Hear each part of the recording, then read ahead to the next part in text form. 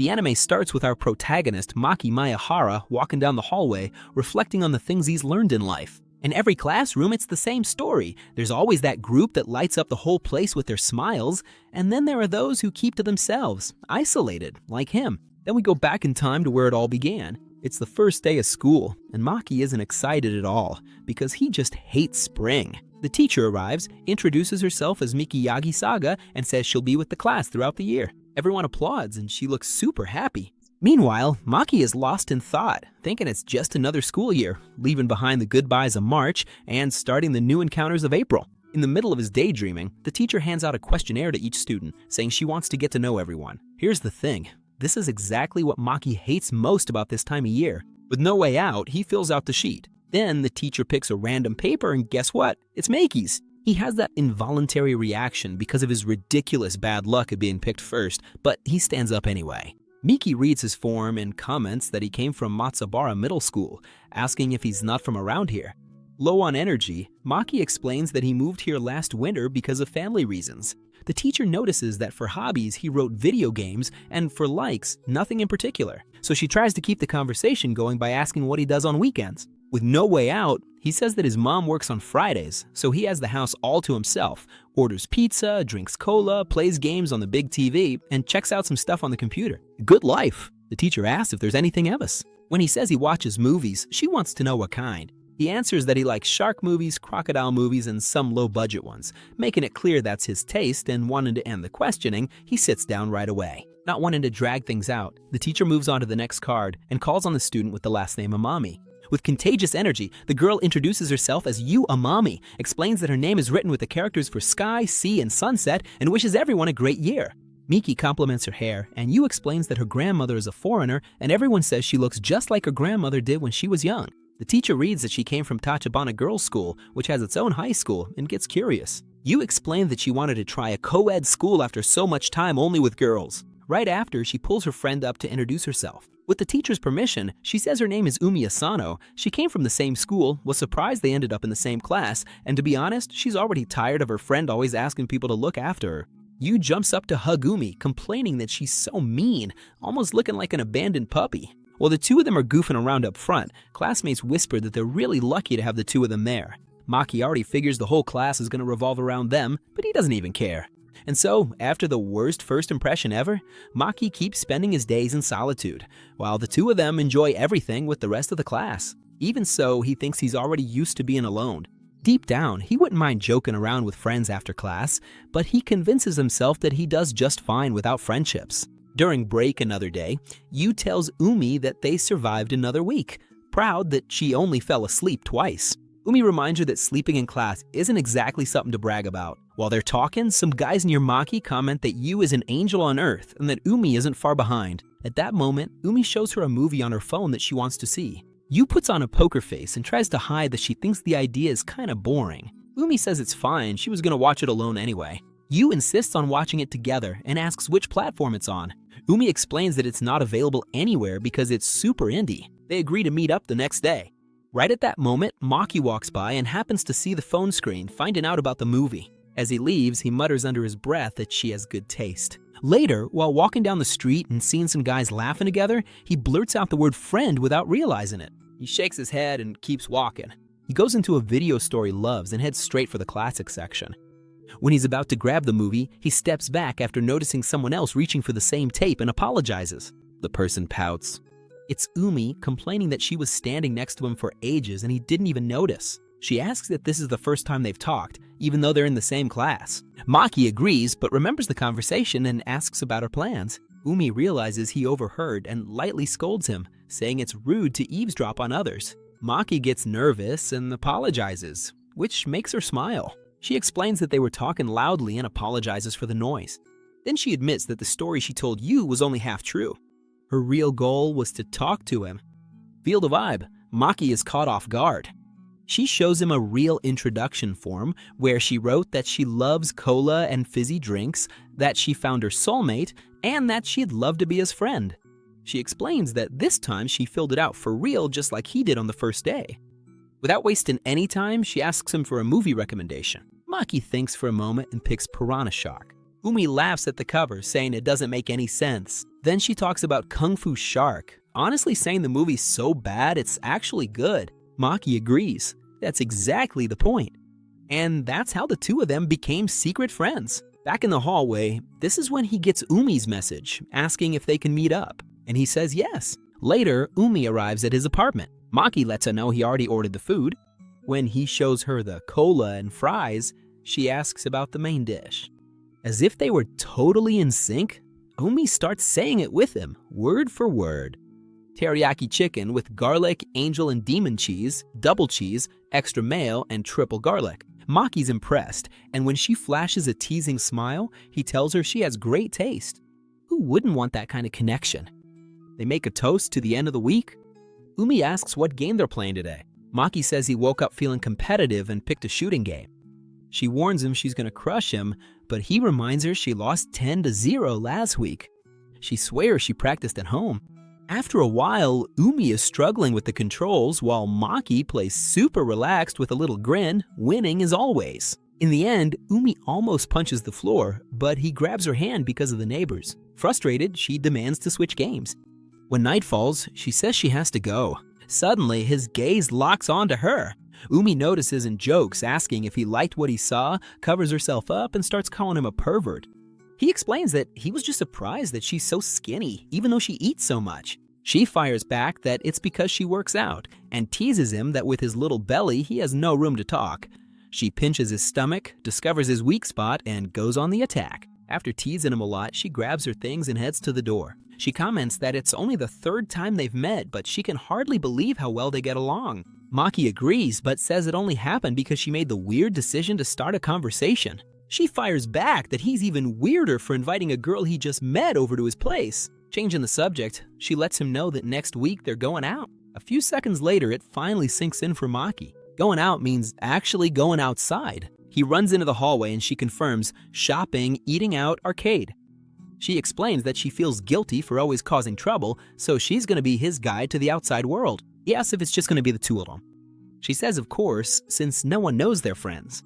That was the deal, since he's a ghost at school and she's the center of attention. Umi teases him, saying he must be nervous about going on a date. Maki is thrown off by the word and denies it. She tells him to relax, and that, in the worst case, if they get caught, they can just say they're dating. Maki panics, but she tells him she's just kidding and leaves, reminding him the outing is set.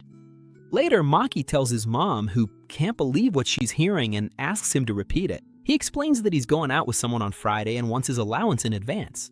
His mom comes closer and asks if he's not being blackmailed. Maki assures her he's not, that they're just friends. She asks if it's not imaginary. When he says no, she gets totally excited. The day comes and his mom gives him 10,000 yen, but he tells her 2,000 is more than enough. On the day, they text each other to confirm. His icon is a cola soda. Hers is a shark. At school, Umi makes a hand signal behind her back to Maki, who gets nervous. Then he notices the weird movement and Umi plays it off, saying her back was just itchy. During break, Maki goes to eat in the quiet corner and notices a guy about to confess to a girl. He tries to sneak away but bumps into Yu and Nina, who want to spy on Umi and end up dragging him along. He feels the tension, the three of them watching from a distance. The guy asks Umi if she wants to go out with him. Without thinking much, she hits him with a quick "I'm sorry," rejecting him on the spot. The guy asks if she has a boyfriend, but she says she's not looking for anything right now. Nina quietly comments that there was no way she'd say yes, because if a guy keeps chasing after girls, it's obvious he's gonna get rejected. Yu agrees and remembers that he had done the same thing to her. Meiki thinks the guy's got a lot of nerve confessing to two pretty friends in such a short span of time. While Umi tries to end the conversation, the guy suggests they could start out as friends. She shoots back, that makes her even less interested. With that settled, Yu apologizes to Maki for dragging him into this. Before leaving, she asks to borrow his phone, saves her number in his contacts, and asks him to give her a call, telling him it's a secret. He realizes that now he has one more secret to keep. Later, Maki tells Umi that he saw the upperclassman's confession, leaving out the fact that Yu and Nina were there too. Umi assures him that she's not upset. Maki asks if she's really that popular. She says she kinda is, but it's nothing compared to Yu. Curious, he asks her to explain what she thinks about being popular. He says it means people only get close out of self-interest, you have to deal with annoying people, and it sounds like a nightmare. He'd rather be alone than deal with all that hassle. Umi gets it, but thinks he's being a bit dramatic, though she quickly adds that's exactly what she likes about him. As a friend, just so there's no confusion.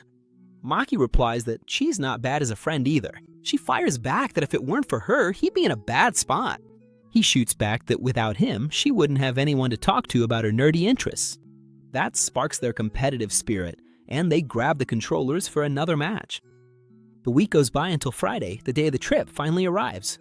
Maki texts to say he's heading to the station. Umi, still with you and Nina, uses the old excuse that she has things to do at home. Nina fires back that even though she complains, she seems happy and accuses her of hiding a boyfriend. Yu thinks that's ridiculous, but hesitates and asks just to be sure. Umi flicks her on the head and scolds Nina, all in good fun. At the station, Maki arrives and is surprised by Umi from behind. She teases him about his all-black outfit, advising him to match his colors next time. Maki focuses on the next time part. She hinted that they're going out again. He takes her to a store with an otaku vibe. Umi finds it interesting, but says she's loving getting to know new places. She asks him to speak more intimately, but when he tries, he calls her by her last name without any honorifics and gets all tense.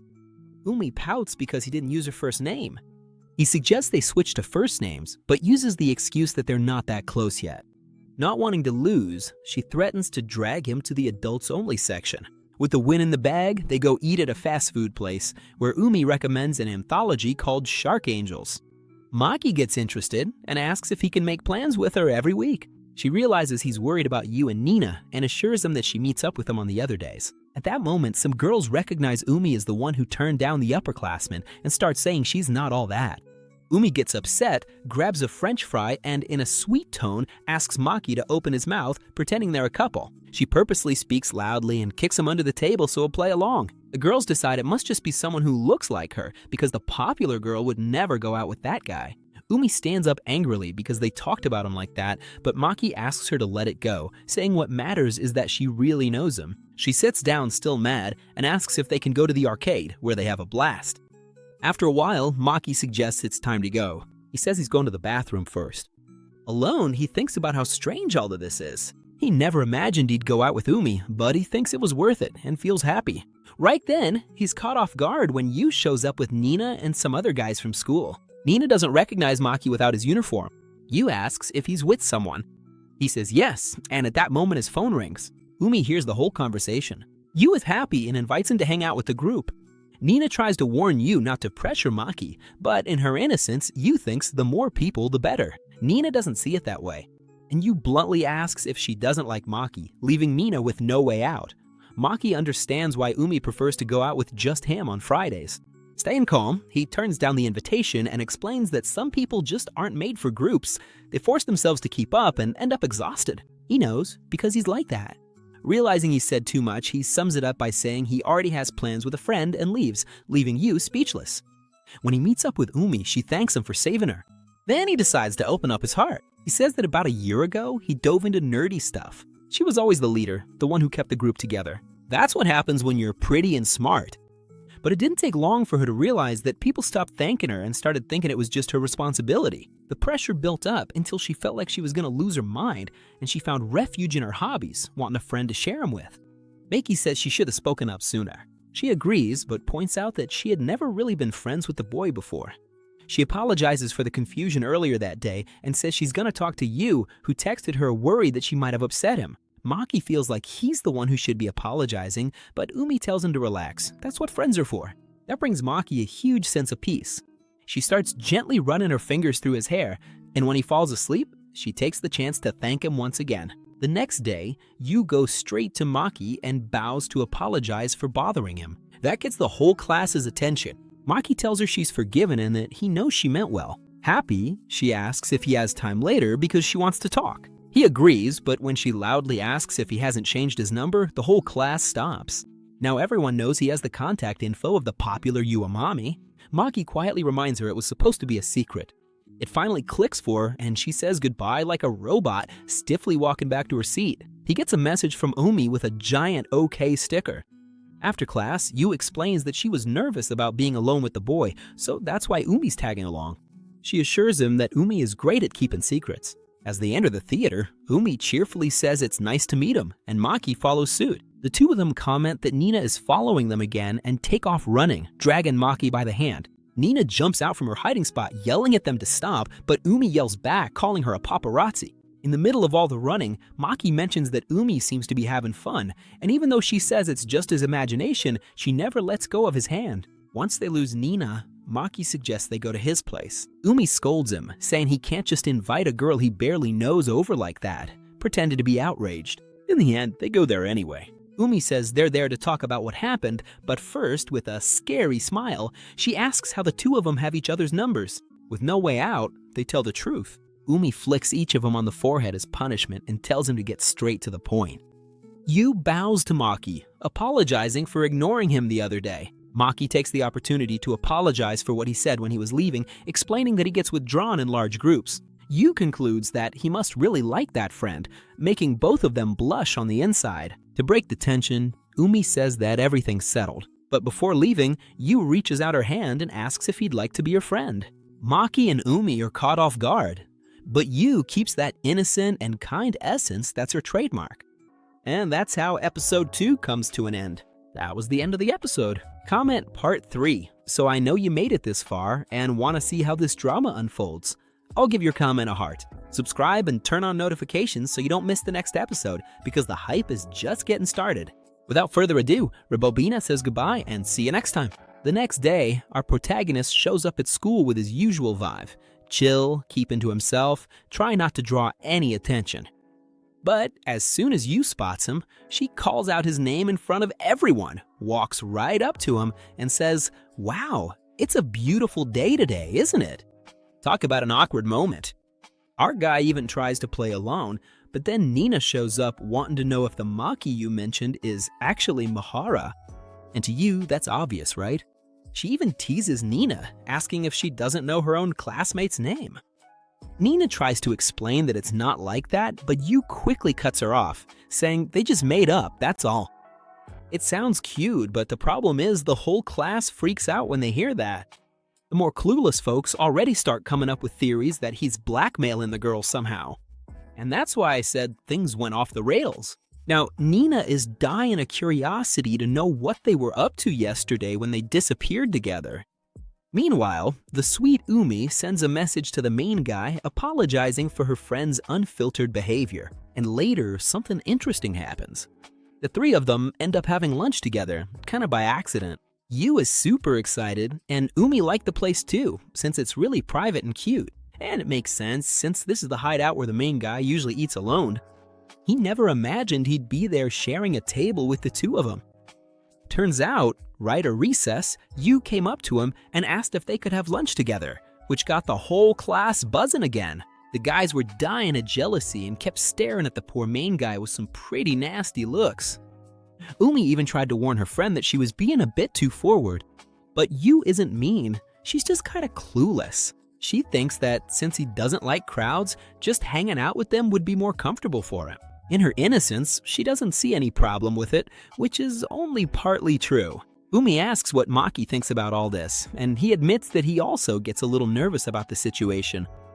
So Yu's brilliant solution to resolve the conflict is to have all three of them go out to lunch together. Since it worked yesterday, she thought it would work again.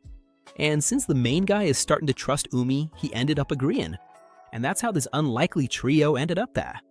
When it's time to eat, Yu keeps an eye on Maki's lunchbox because the food looks really good. She immediately asks for a little bit to try, and since Maki is a polite guy and not stingy at all, he shares right away.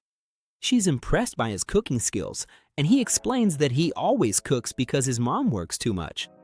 That actually makes Yu a little upset, thinking he cooks better than a lot of people out there. Anyway, she devours his food because she liked it so much. Umi also asks for a bit, and when she tries it, she actually gets frustrated because it's just not fair for someone to be that good. And Maki is so next level that he even makes dessert. She gets even more excited and asks what was the last good thing he made. He says that just the other day he made some souffle pancakes that turned out perfect. This is another blow to poor Yu's pride, who had already tried cooking before and thought she could at least beat him when it came to desserts, but realized there's just no way to compete. And the worst part is that Maki is super modest, saying it's nothing special and that he just follows YouTube tutorials. Yu is dying of envy now because she really wants to try his desserts too.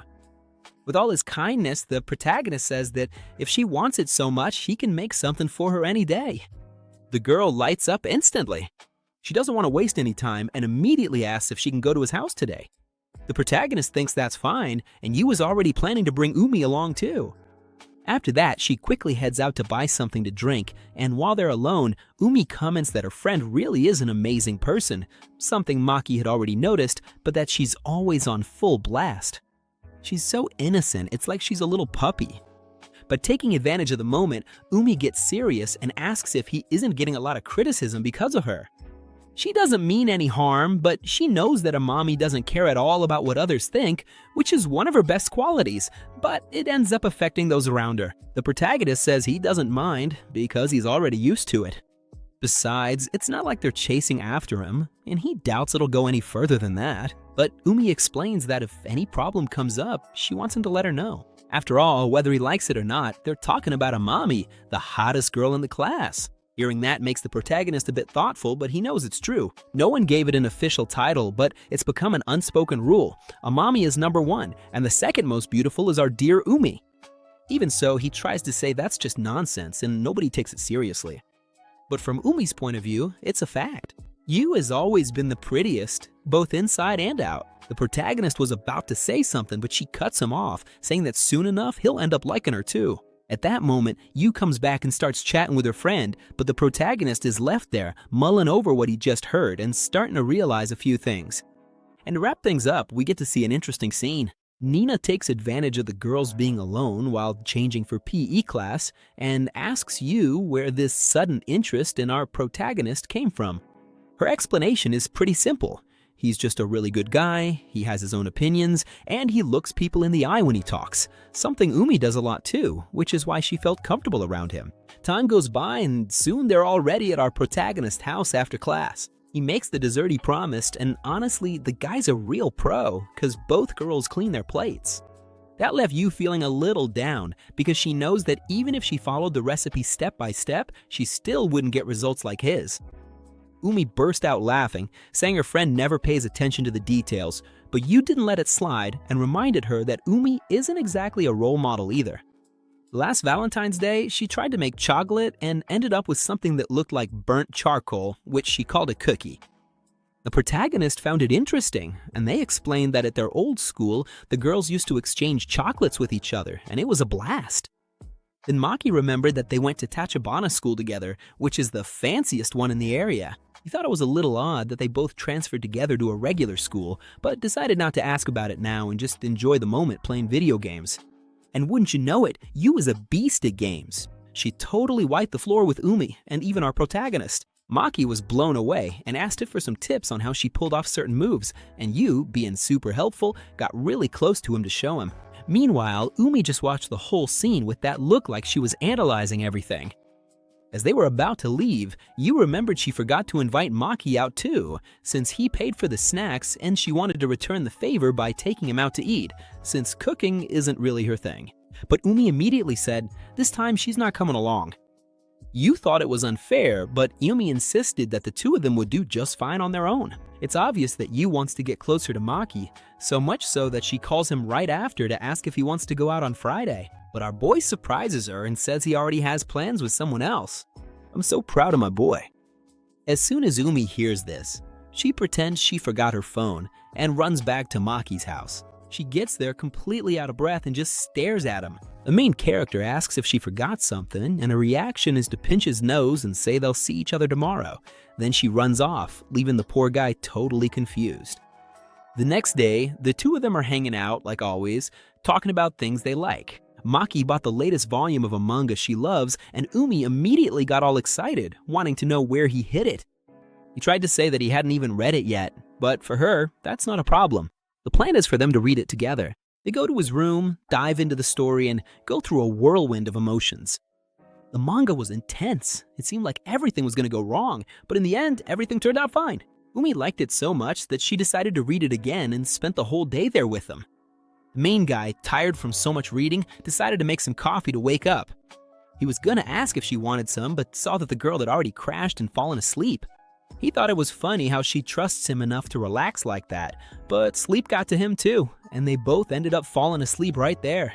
Until the worst nightmare for any man happens. The main guy wakes up startled and immediately starts apologizing to Umi, thinking it was her calling him. But when he turns around, he comes face to face with his mom, who saw the whole scene. She got off work early, and now she wants a really good explanation for what she's seeing. After hearing the story, his mom, being a responsible woman, calls Umi's family and apologizes 1,000 times for her son's slip-up. Meanwhile, the two of them talk in secret, both feeling a bit awkward about the situation. Maki's mom finishes the call and lets him know that since it's already really late, Umi will be spending the night there. The girl gets super embarrassed, but her future mother-in-law insists and tells her to go take a shower, saying she'll get some clothes ready for her. Umi tries to give Maki a heads up about the awkward vibe, but the protagonist knows there's no arguing with the lady of the house, so he just tells her to go with the flow. She goes to take a shower and he stays alone with his mom. She says she'd already been suspicious about the smell of women's perfume in the house every Saturday and asks how long Umi has been coming over. He explains that it's been a few months, but makes it clear they're just friends and nothing's going on. His mom says she trusts him, but still gives him a little lecture. Umi is still a girl and he needs to be more careful and considerate. Maki gets the message right away and is already planning to properly apologize to her the next day. The main character goes to his room to change clothes, overthinking everything. But the peace doesn't last long. Suddenly, Umi knocks on the door and comes in. She explains that the clothes his mom lent her were too small, so she had to borrow his sweatshirt instead, which he's fine with, but the awkward tension between them is obvious. He says he'll sleep in the living room so she can have the bed, but before he can get away, Umi grabs his arm because she wants to have a real talk. First, she starts teasing him, saying he's a bad boy for making a beauty like her spend the night at his place. Maki fires back right away, saying it's her fault for sleeping like a rock, though deep down he also feels kinda guilty. In the end, they both admit they messed up by being so relaxed and feel like they've learned their lesson, even if they're both rebels at heart. Taking advantage of the calm mood, the main guy decides to clear up a doubt. Umi already knows he wants to talk about where they stand and the secret of them hanging out together. It's getting hard to keep that hidden. So she promises she'll find the right moment to tell you, but asks him to keep acting normal for now. He trusts her and decides to call it a day. Before he leaves, she wishes him good night, but they're both so awkward saying it face to face that the embarrassment hits them hard all over again. The main character rushes downstairs, buries himself on the couch, and his mom, just passing by all chill, even asks if he wants to sleep with her. He just pretends not to hear and tries to fall asleep. The next day, the two of them head straight to Umi's house. When her mom shows up, the main character almost has a nervous breakdown, but politely introduces himself as Maki Maehara.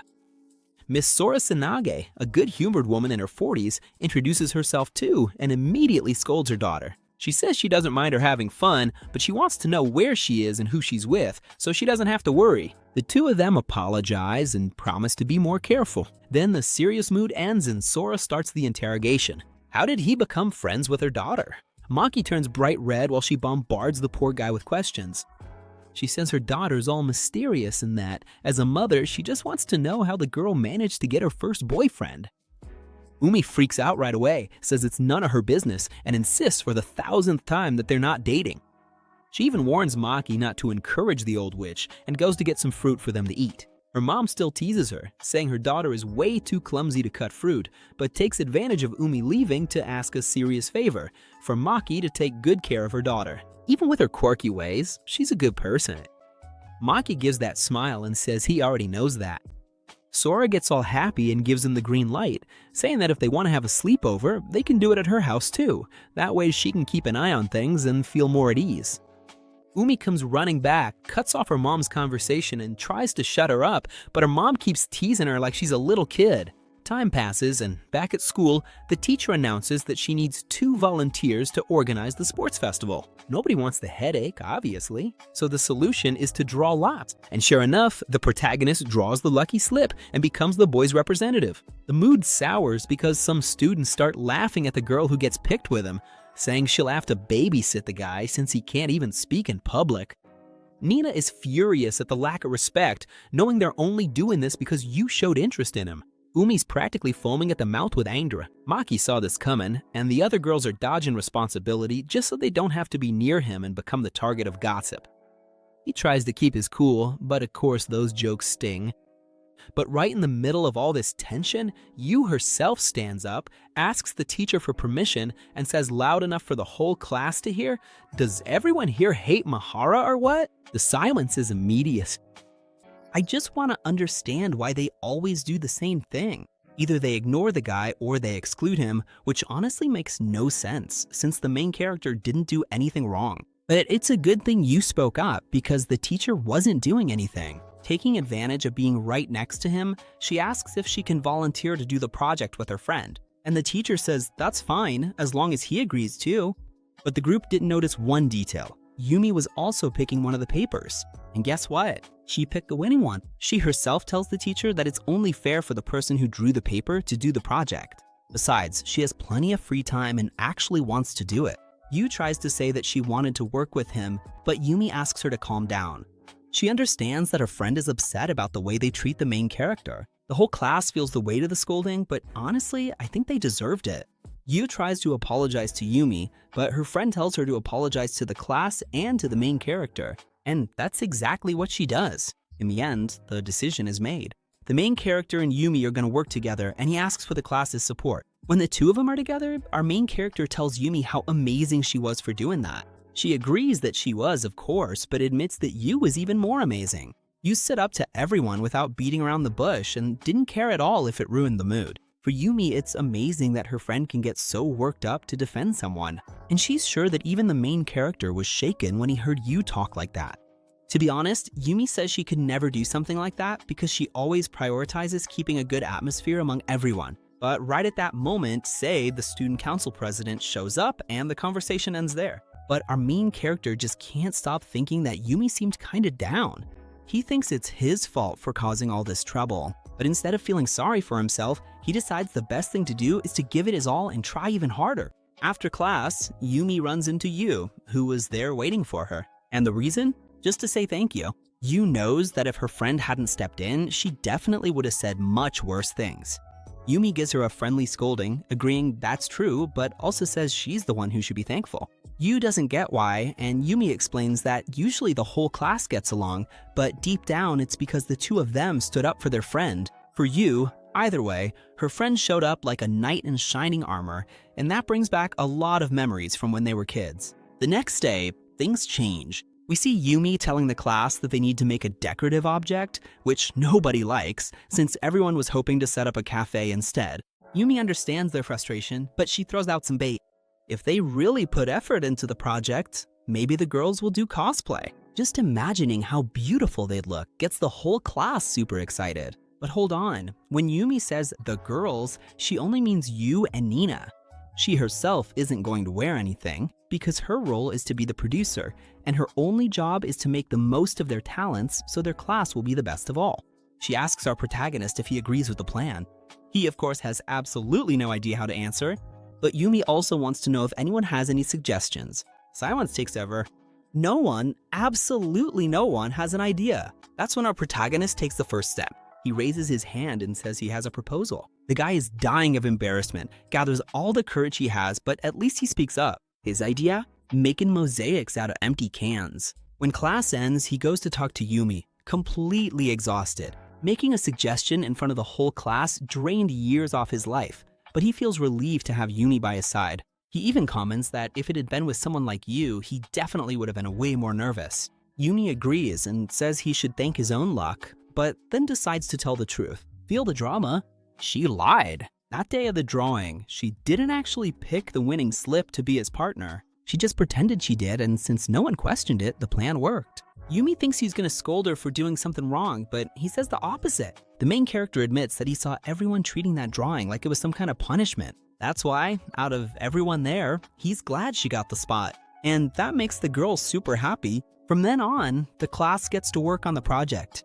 And as always, Yumi is at the forefront, leading almost everything. Meanwhile, she's with the main character working on a drawing. She doesn't really like the result, but to him, it's amazing. The plan is to turn that into a mosaic, decide on a color palette, and the rest will be done with the cans. And speaking of cans, Yu, who was put in charge of that, shows up right on time. The poor thing vents that people are complicated and there are a bunch of cans full of cigarette butts. For our main character, it's no big deal. They just have to wash everything anyway since they'd have to clean it because of the sugar from the drinks. While they're talking, Yu catches a glimpse of the manga they were using as a reference, gets excited, and asks if she can try drawing too. When she finishes, the main character is blown away. She did an amazing job. He even jokes, asking if she's secretly a professional illustrator. Yo laughs, says no, but admits it's been a while since she drew something she actually liked. Yumi tries to play it cool, but she gets a little upset. She admits that Yu is way better at this, so she decides to hand over the art part to her. In exchange, Nina will take on the job of sorting the cans. Hearing this really cheers Yu up, and she's happy to work closer to the main character. But again, Yumi doesn't seem happy with the situation at all. Days go by, and the students stay focused on their work. Yu is super focused on her art, always with Yumi's support. In the end, the drawing turns out absolutely spectacular. Yumi shows the piece to the girls in the class who totally agree. After all, that girl is good at everything. And out of nowhere, those same girls take the chance to thank Yumi for handling that mess the other day. They admit they went too far and treated the main character really badly, so it made sense for Yu to react the way she did with them. They even mention that if Yumi hadn't stepped in, things would have gotten a lot worse. But Umi shifts the focus and says that the main character is working really hard on the project, asking them to give him a lot of support from now on. Umi was already about to leave when she gets a message from our main character praising her for the excellent work she's done. Of course, she wants even more attention and asks to be spoiled a bit more. The main character doesn't disappoint. He calls her a legend, a titan, a beast, and a bunch of other things. But then comes the annoying part. He says that even though it's Friday, it's better for her to rest today. In other words, they won't be meeting up like they usually do. Later on, we see our main character completely alone, working on the mosaics. That's when reality hits. He realizes it's been a long time since he spent a day like this. He went from being totally alone to having Umi by his side, and now he's alone again. And because he can't stop thinking about her, he just can't focus on anything. Unable to take it anymore, he grabs his phone and calls Umi. She was at karaoke with some friends, but quickly steps out to answer. The girl is surprised by the call, and the main character makes up an excuse. He says that since he's doing all the design work at home, maybe she could come over to review it, and then they could eat and play games afterward. Umi, who isn't clueless, starts laughing and teases him. He just wanted to say that he missed her. He tries to deny it, but he's a terrible liar. Joking around, Umi insists that he tell the truth. She wants to hear him say that he's dying of loneliness without his dear Umi. The protagonist gets all embarrassed, says he'll do everything by himself, and threatens to hang up, but Umi tells him to wait. Actually, she wants to go there too, because she kinda misses him. The conversation almost doesn't continue because Yu shows up asking if everything's okay. Umi quickly makes up an excuse, saying something came up at home and she has to leave. And so she goes to meet our protagonist. As soon as she arrives, she starts teasing him, but quickly notices how much work he's already done. Time goes by, she starts to feel tired and asks if she can lean back for a bit. The protagonist says it's no problem, but Umi immediately thinks he wants her to sleep over again. She warns him that he's getting a little too bold, but her mom already gave her the green light to smack him if he tries anything funny. The poor guy turns bright red with embarrassment and tries to play it cool, but Umi just keeps staring at him. Then she simply rests her head on his shoulder. She was about to say something really important at that moment, but the doorbell rings. And guess who it is? He showed up out of the blue. Our protagonist goes to the door to see what happened. She apologizes for the late hour, but then heads straight to the room and tells Umi that she already knows she's there. There is no point in hiding. The protagonist lets Yu in so they can talk. Yu says she doesn't want to stay long, so she won't interrupt their alone time. The protagonist asks how she found out, and the girl, very straightforward, explains that Umi started using her family as an excuse way too often, which wasn't normal. But what Yu really wants to know is why her friend hid the fact that she was spending time with them. Umi freezes and doesn't know what to say. To help, the protagonist takes the blame, saying he was the one who asked to keep it a secret. But Yu just wants to talk to Umi and asks if that's true. Umi's silence hurts Yu, who asks if her friend doesn't trust her. Yu even gets scared, thinking maybe she was the only one who considered the two of them friends. Umi tries to deny it, but can't give an honest answer. Her mind drifts back to their childhood, remembering how the two of them were inseparable. But Yu was always the center of attention. Many times, Umi tried to make plans with other girls, but by the weekend, Yu had already stolen the spotlight and made plans instead. In other words, Umi does have something stuck in her throat, but she doesn't want to say it, and she makes that very clear to her friend. Sensing the heavy atmosphere, Umi apologizes to the protagonist for dragging her into this situation. She gets ready to leave, and Yumi even tries to go with her, but Umi stops her and says she wants to be alone. Before closing the door, she apologizes again, feeling like a terrible friend. Yu gets really worried seeing her like that, since Umi has never acted this way before, and she basically asks the protagonist for help to figure out what to do. The saddest part is that the next day, the one who's most scared is our protagonist. Umi isn't answering his messages, and she hasn't shown up at school yet. The guy's a bundle of nerves. But suddenly, who walks into the classroom together? Yu and Umi. Umi acts like nothing happened and says good morning to the protagonist. But right after that, he gets a message from Yu, asking if, by any chance, he managed to talk to her friend. He replies that he didn't, and Yu said she couldn't either. Time passed, and things got way too awkward to start a conversation. But today, Umi showed up at Yu's house, acting totally normal, so she thought everything had been sorted out. The only thing Umi said to Yu was an apology for what happened on Friday, asking her to just forget about it. That's when the protagonist starts to reflect. He thought it was hard to keep the secret he shared with her, but the truth is, Umi also had her own secrets and was carrying all of that by herself. At that very moment, he heads up to the rooftop where the whole group is working. The girls are there getting organized when the protagonist shows up calling for Umi. The problem is, the poor guy ends up speaking too loudly and draws everyone's attention, saying he needs to have a very important conversation with her. Umi tries to dodge him, making up the excuse that she still has work to do, but Yu and Nina immediately catch on to what's happening and say they can handle things on their own. With no way out, Umi ends up going to talk with him. They go to a storage room and she's furious. After all, their relationship was supposed to be a secret, and he just put her in a tight spot in front of everyone. The protagonist defends himself by saying it's her fault for leaving him hanging, which Umi can't really argue with, but he suggests they keep sorting the cans while they talk. Umi notices his silence and asks if he's really not gonna ask anything. He pretends not to understand, but she knows the guy is really confused about her disappearance. He then asks if she finally wants to get things off her chest. Umi admits that she still doesn't feel ready, but she also knows they can't keep going like this, especially with things still unresolved with Yu. The protagonist replies that he'd love to know what's going on in her head, but he won't force her. He agrees to wait as long as it takes. Suddenly, she gives him a tight hug from behind. His back. Umi curls up there, calling him a complete idiot. She admits that she loves how understanding he is, but warns him that it can also be a bad thing. She points out that people might take advantage of his kindness, which is exactly what she's doing, being a coward.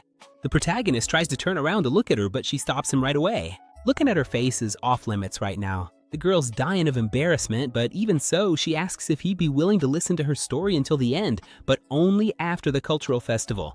He agrees without any problem. Relieved, she lets him go and promises that she'll also talk to Yu, but she needs some time, which makes our protagonist really happy.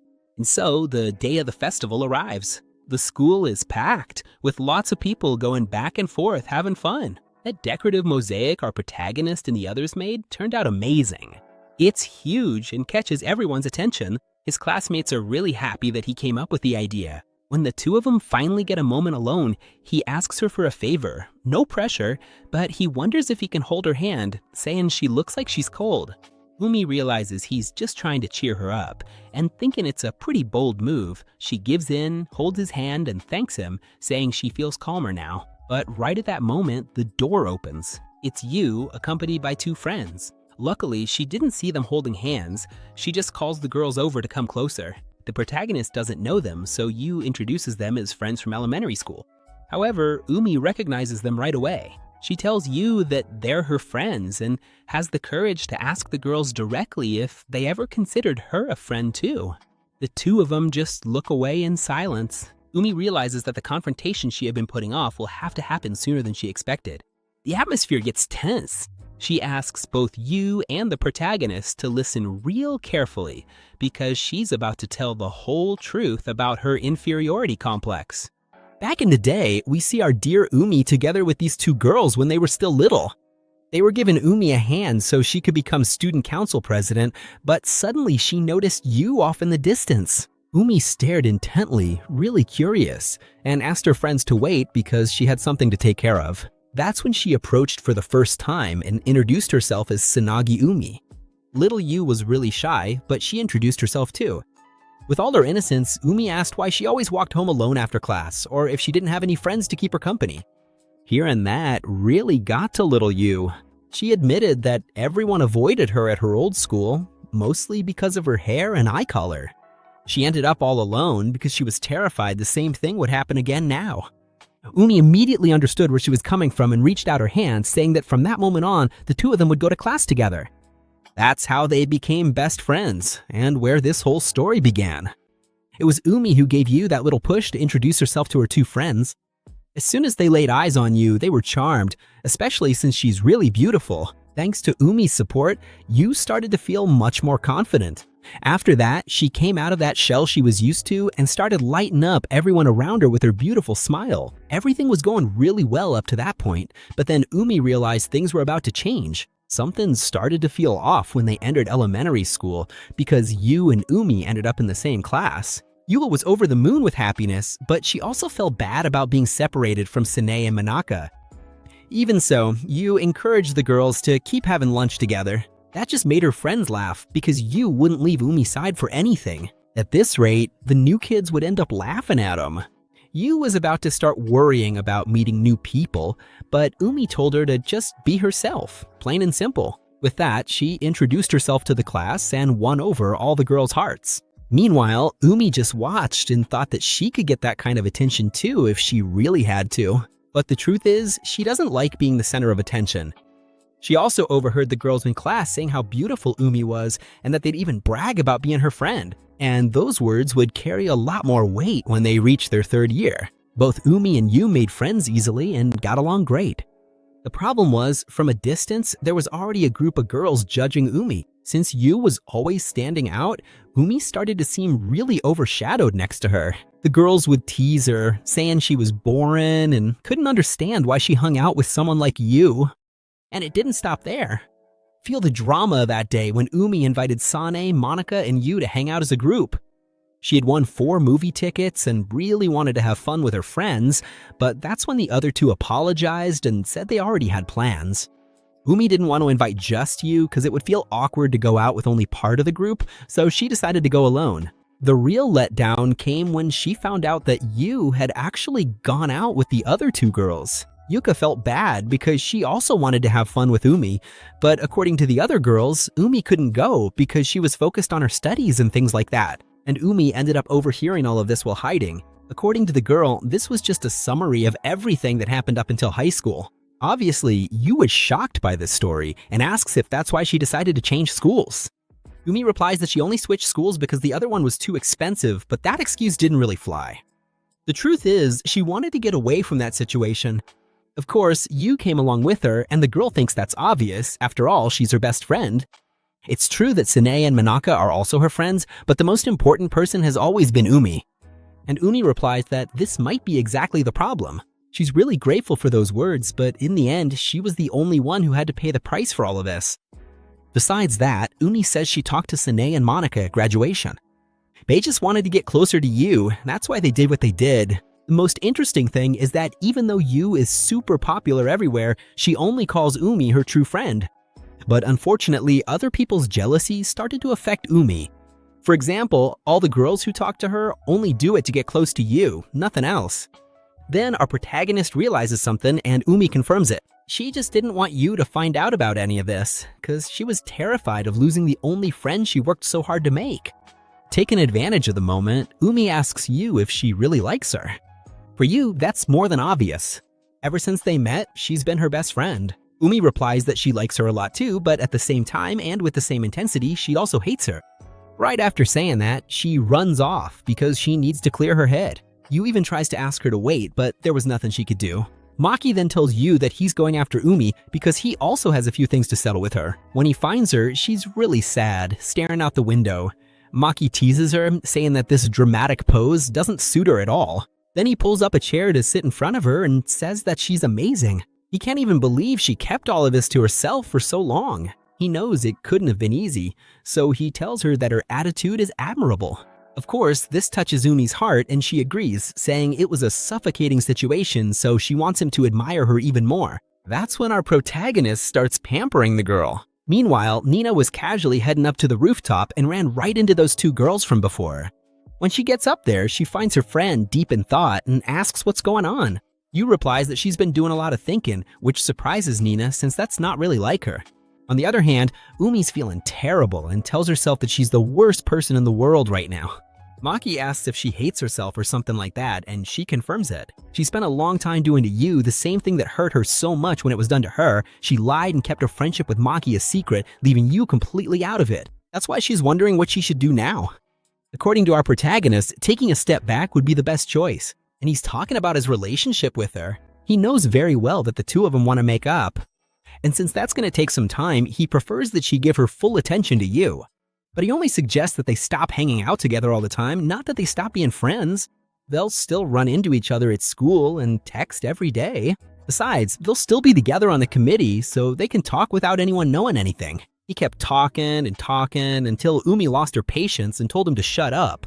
She tells him he's given too much information at once and that he needs to listen to her side too.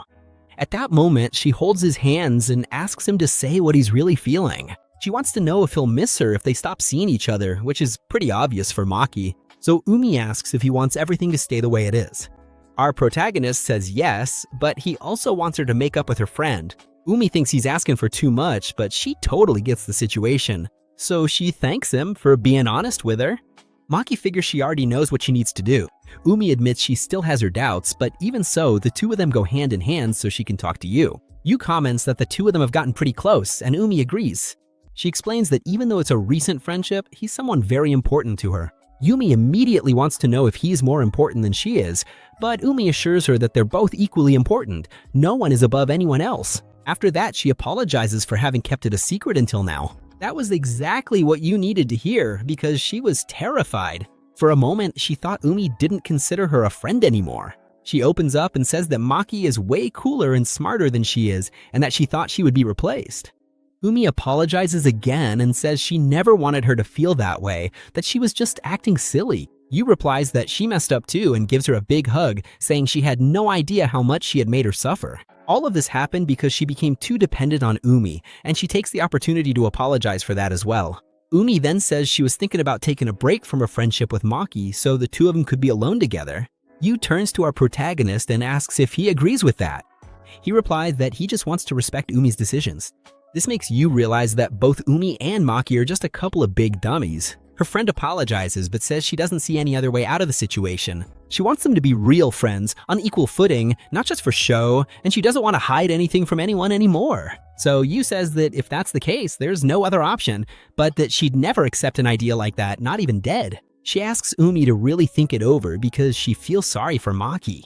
She doesn't want to monopolize her friend right when our protagonist is dying to be with her, because that would basically just reverse the roles that caused the problem in the first place. But Umi insists that if they don't do anything, nothing will change. Yu counters that it doesn't matter, it's all fine. In exchange for all this mess, she's only going to ask them to do one little thing for her, that they hold hands and enjoy the festival, and they better have fun. Of course, for them, the situation is super awkward. People who see Umi think she's gorgeous and comment that she must be holding hands with him because of some dare or something like that. Meanwhile, Nina takes a bunch of pictures of the two of them. Umi gets annoyed and promises that Nina will pay dearly for this later, but for now they'd rather just focus on having fun. Umi spots a haunted house and decides to go in, saying she's scared, but the truth is she doesn't care at all and drags Maki along with her. As you'd expect, our protagonist is scared out of his mind inside while Umi is having the time of her life. At least when they come out, she buys him a drink as a consolation prize for all that suffering. From where they are, they can see the mosaic their class made, and it looks amazing. Our protagonist says of course it turned out great, they worked really hard on it after all. Umi comments that maybe they'll even win the prize. From a distance, she sees Yu with the other two girls, but this time she doesn't feel that ache in her chest anymore. And just like that, the school festival comes to an end. When Friday comes, Maki and Umi meet up as usual.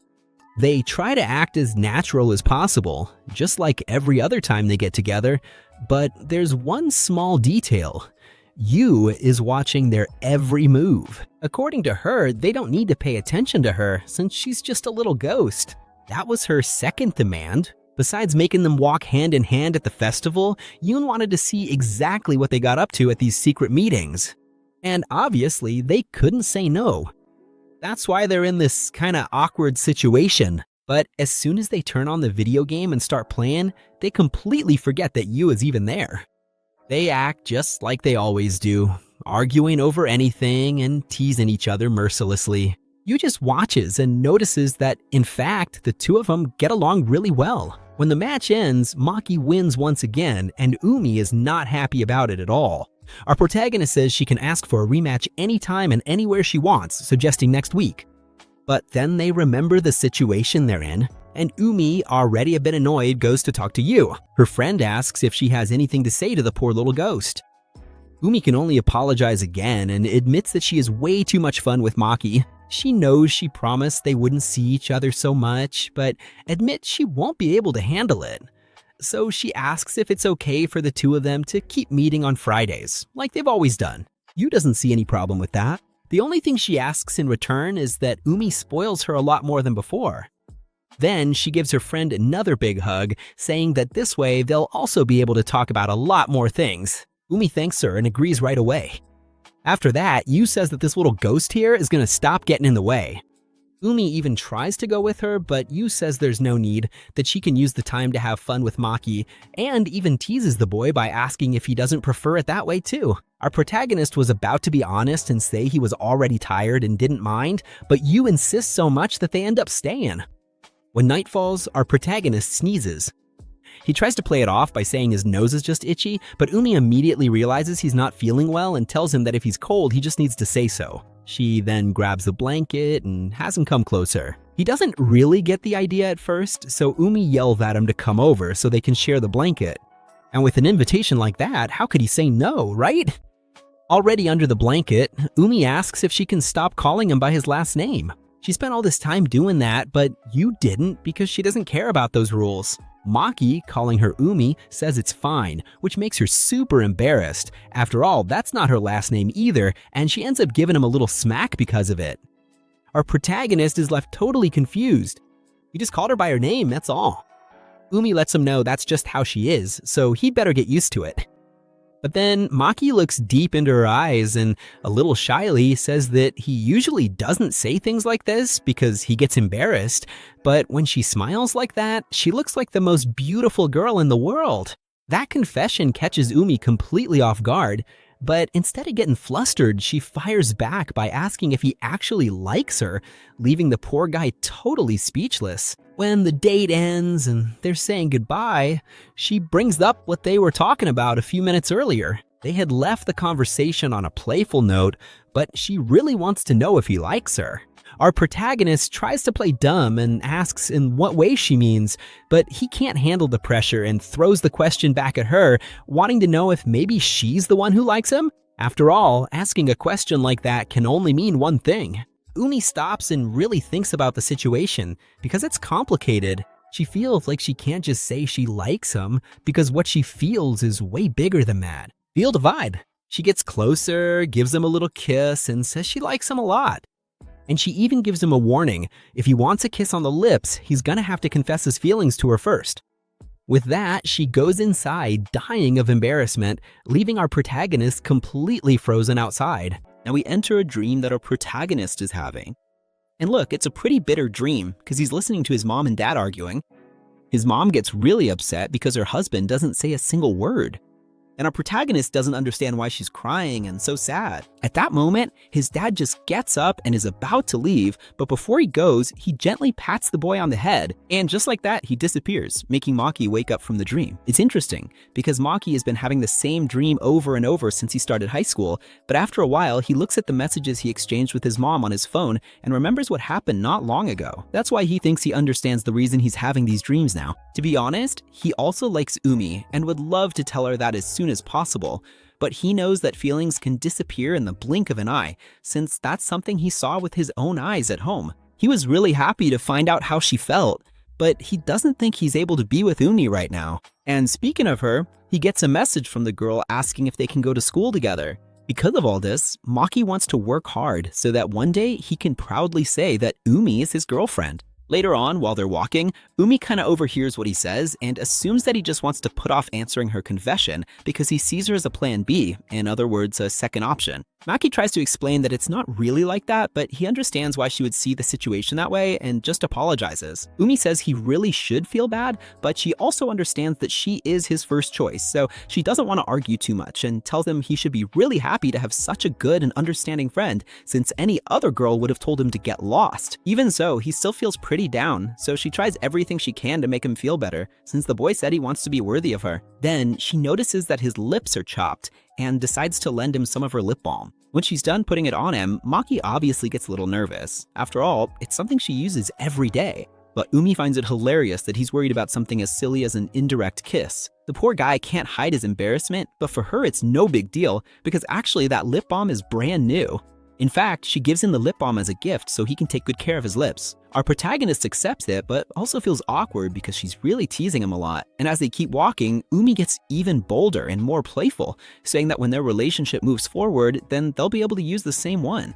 After dropping that line, she runs off. When they get to the classroom, Yu obviously throws herself at Umi because she really likes her. But she's not the only one saying good morning. This time, Nina also says good morning to the person in charge, referring to our protagonist. He doesn't really understand why she's calling him that. And the girl explains that it's because he was one of the people in charge during the festival, so it should be obvious. To him, the explanation doesn't make much sense anyway. And speaking of the project they did, it looks like the decorations were a big hit. They even won an award for it, but Nina doesn't want to waste time talking about that stuff.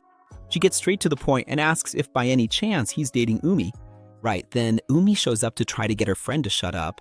Nina tries to play it off, saying it's just a joke and that she doesn't need to worry about it, but before she knows it, they're already squeezing her head. Because of that, the poor thing can't ask any more questions, and Umi goes back to her seat, but keeps shooting daggers at her friend with her eyes. Umi says that if she has a problem, she should just say it. Young replies that it's nothing, she just noticed that Umi's acting a little weird around Maki and asks if something happened. Umi gets super embarrassed, says nothing happened, but Yu doesn't miss the chance to tease her because her friend is turning all red. The poor girl tries to come up with a bunch of excuses, but no one is buying it. The thing is, it's not just us watching this scene, there's a guy there who seems really interested in everything that's going on. Later on, we see our protagonist texting Umi. This time he wants to plan something for Christmas. The girl immediately calls him a perv, thinking he wants her to spend the night at his place or something like that.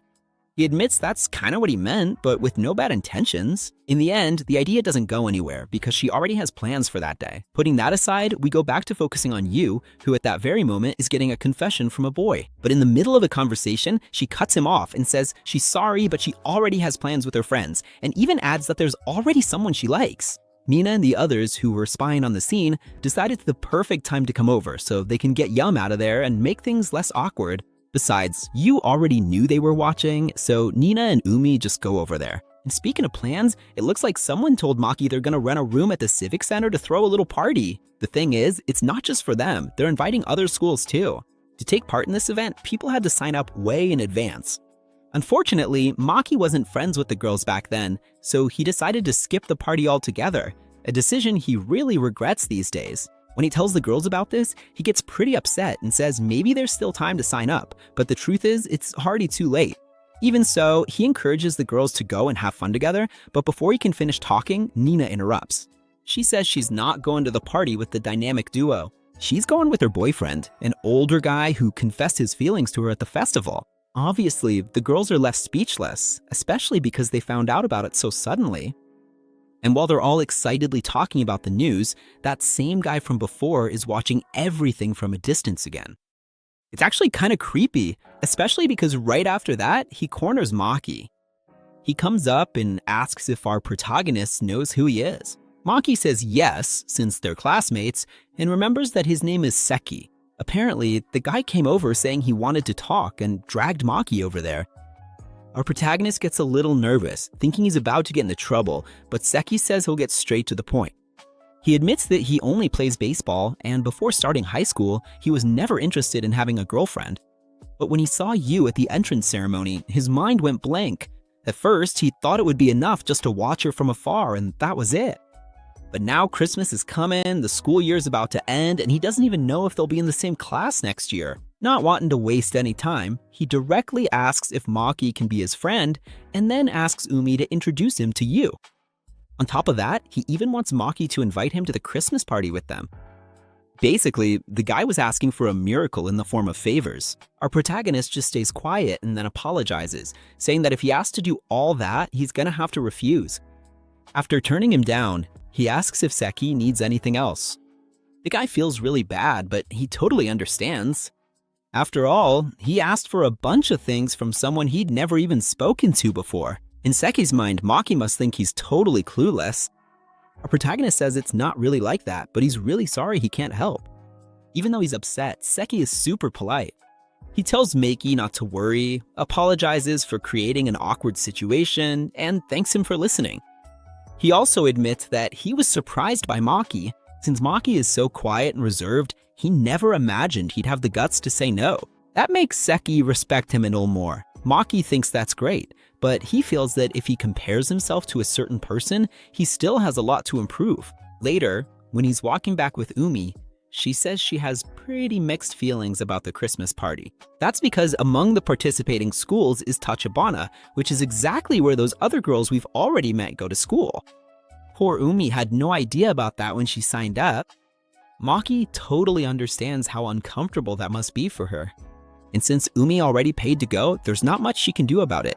So her plan is just to go there, eat as much as she can, and leave. She also mentions that the party ends around 8 or 9 at night, so she tries to hint that maybe they could do something afterward. Maki picks up on the hint right away and says he'll be waiting for her with a light snack. When he gets home, Maki finds his mom, who hadn't smoked inside for a long time.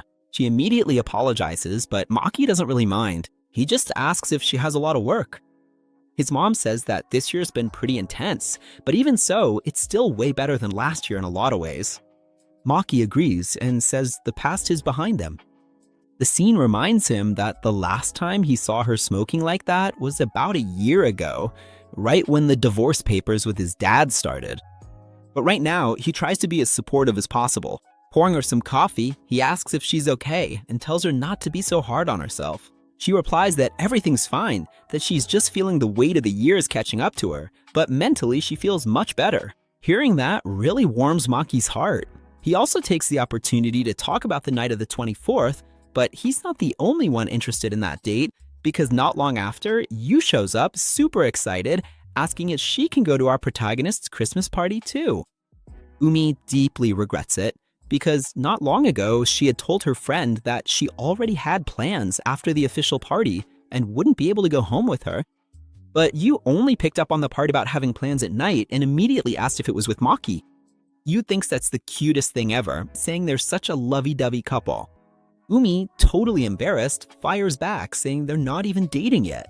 Yu asks, "What do you mean, not yet?" Since Maki just pretends not to get it, Yu asks if the two of them are going to meet up on Christmas Eve. Umi tries to fix it by saying it's nothing romantic, that she's just going to see Maki as a friend, and that Yu could even come along if she wanted. And that's exactly what led to this whole situation. Our protagonist can't even explain how he's feeling right now. That's when things get interesting. While they're in class, something happens that grabs everyone's attention. The classroom is peaceful, everyone doing their own thing, when suddenly they hear a really loud voice. It's Seki going straight up to Yu, saying there's something he's wanted to tell her for a long time. Yu says it's fine, and the two of them walk off together. Umi and Nina immediately realize a confession is coming. Umi gets super curious because Nina isn't going after them to see what's going to happen. Her friend replies that it's not because she's not curious, it's just that everyone knows Seki likes her and the answer is already obvious, so it's not that exciting. But Nina jokes that if it were Maki, then she'd definitely be interested. Seeing Umi's angry face, she knows it's better to keep quiet. At the end of the day, what we already knew happens. Yu turns the boy down. For some people in the class, it became a spectacle. After all, he had the guts to put himself out there. So now the group is gonna have to keep him company at Christmas, so the poor guy doesn't end up alone. At that moment, Umi gets a message from Yu, and the two of them go off to talk together. Meanwhile, Nina encourages our protagonist to go talk to Seki. The mood in the classroom is heavy, and it's gonna end up breaking the boy's heart, since the other guys say they're supporting him, but it's all in a mocking tone.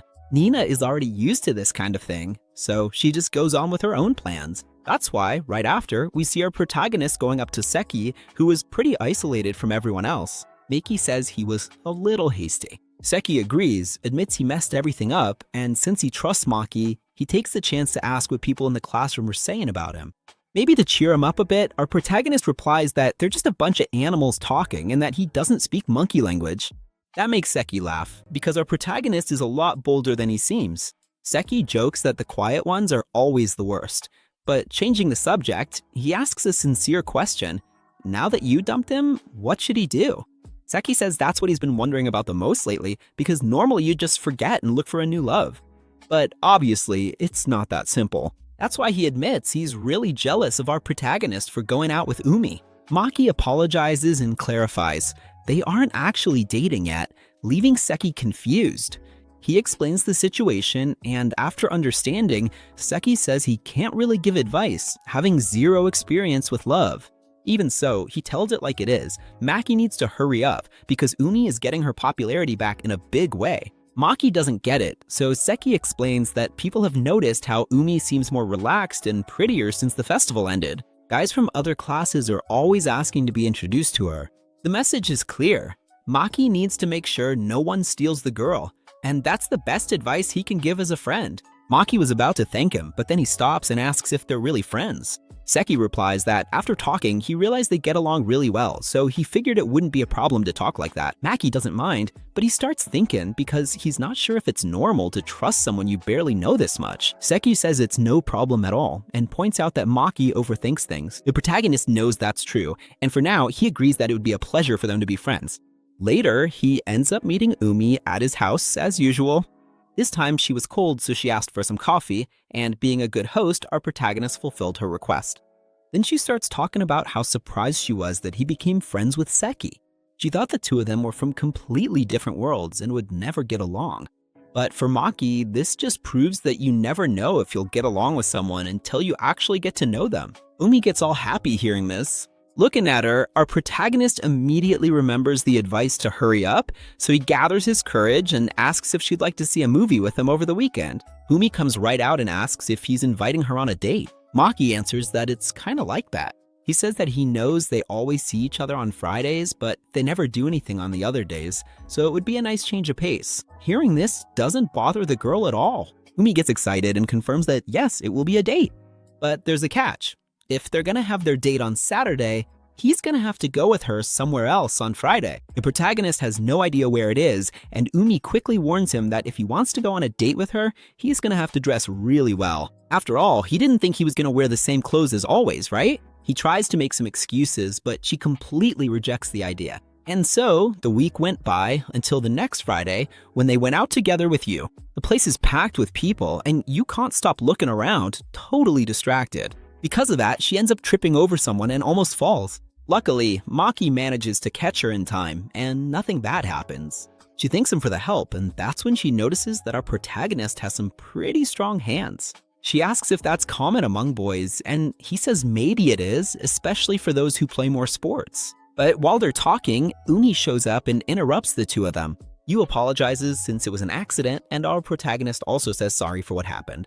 As they keep walking, he tries once again to say he's really sorry about what just happened. Umi says she's not upset, but her attitude says otherwise. So he takes the initiative, grabs her hand, and says he doesn't want them to get separated in the crowd. Umi loves the gesture, but both of them are super embarrassed by the situation. Yu, on the other hand, is loving watching this scene between these two lovebirds. Time goes by and our protagonist tries on a bunch of clothes with the girls, which leaves him completely exhausted. He tries to take a break by going to the bathroom, and in the meantime, he gets a message from Umi saying she can't wait for tomorrow and that she's gonna get as dressed up as she can. That puts Maki on cloud 9, but he can feel the drama.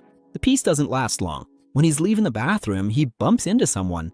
Maki immediately tries to help pick up the papers that fell, but the man recognizes him right away and is shocked since it's been a long time since they last saw each other. And that's how we find out that this man is none other than our protagonist's father.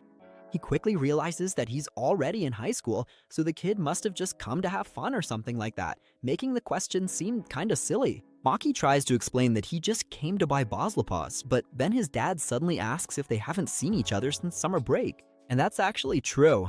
That's why the man also apologizes to his son, saying he wishes he had more time to see him.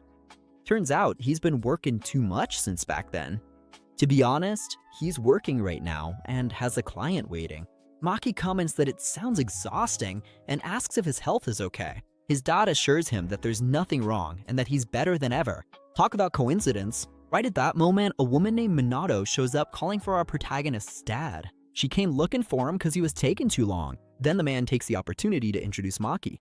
She looks a little surprised, but introduces herself as Kyoka Minato. But right at that moment, she gets a message from her friends, so she tells his dad that she's a bit busy too, and steps out of the scene.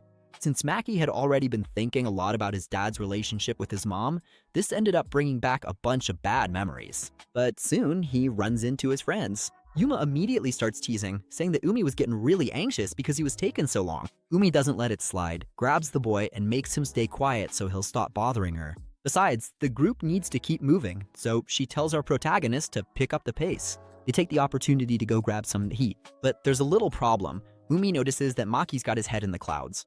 She calls him, calls again, but he doesn't answer.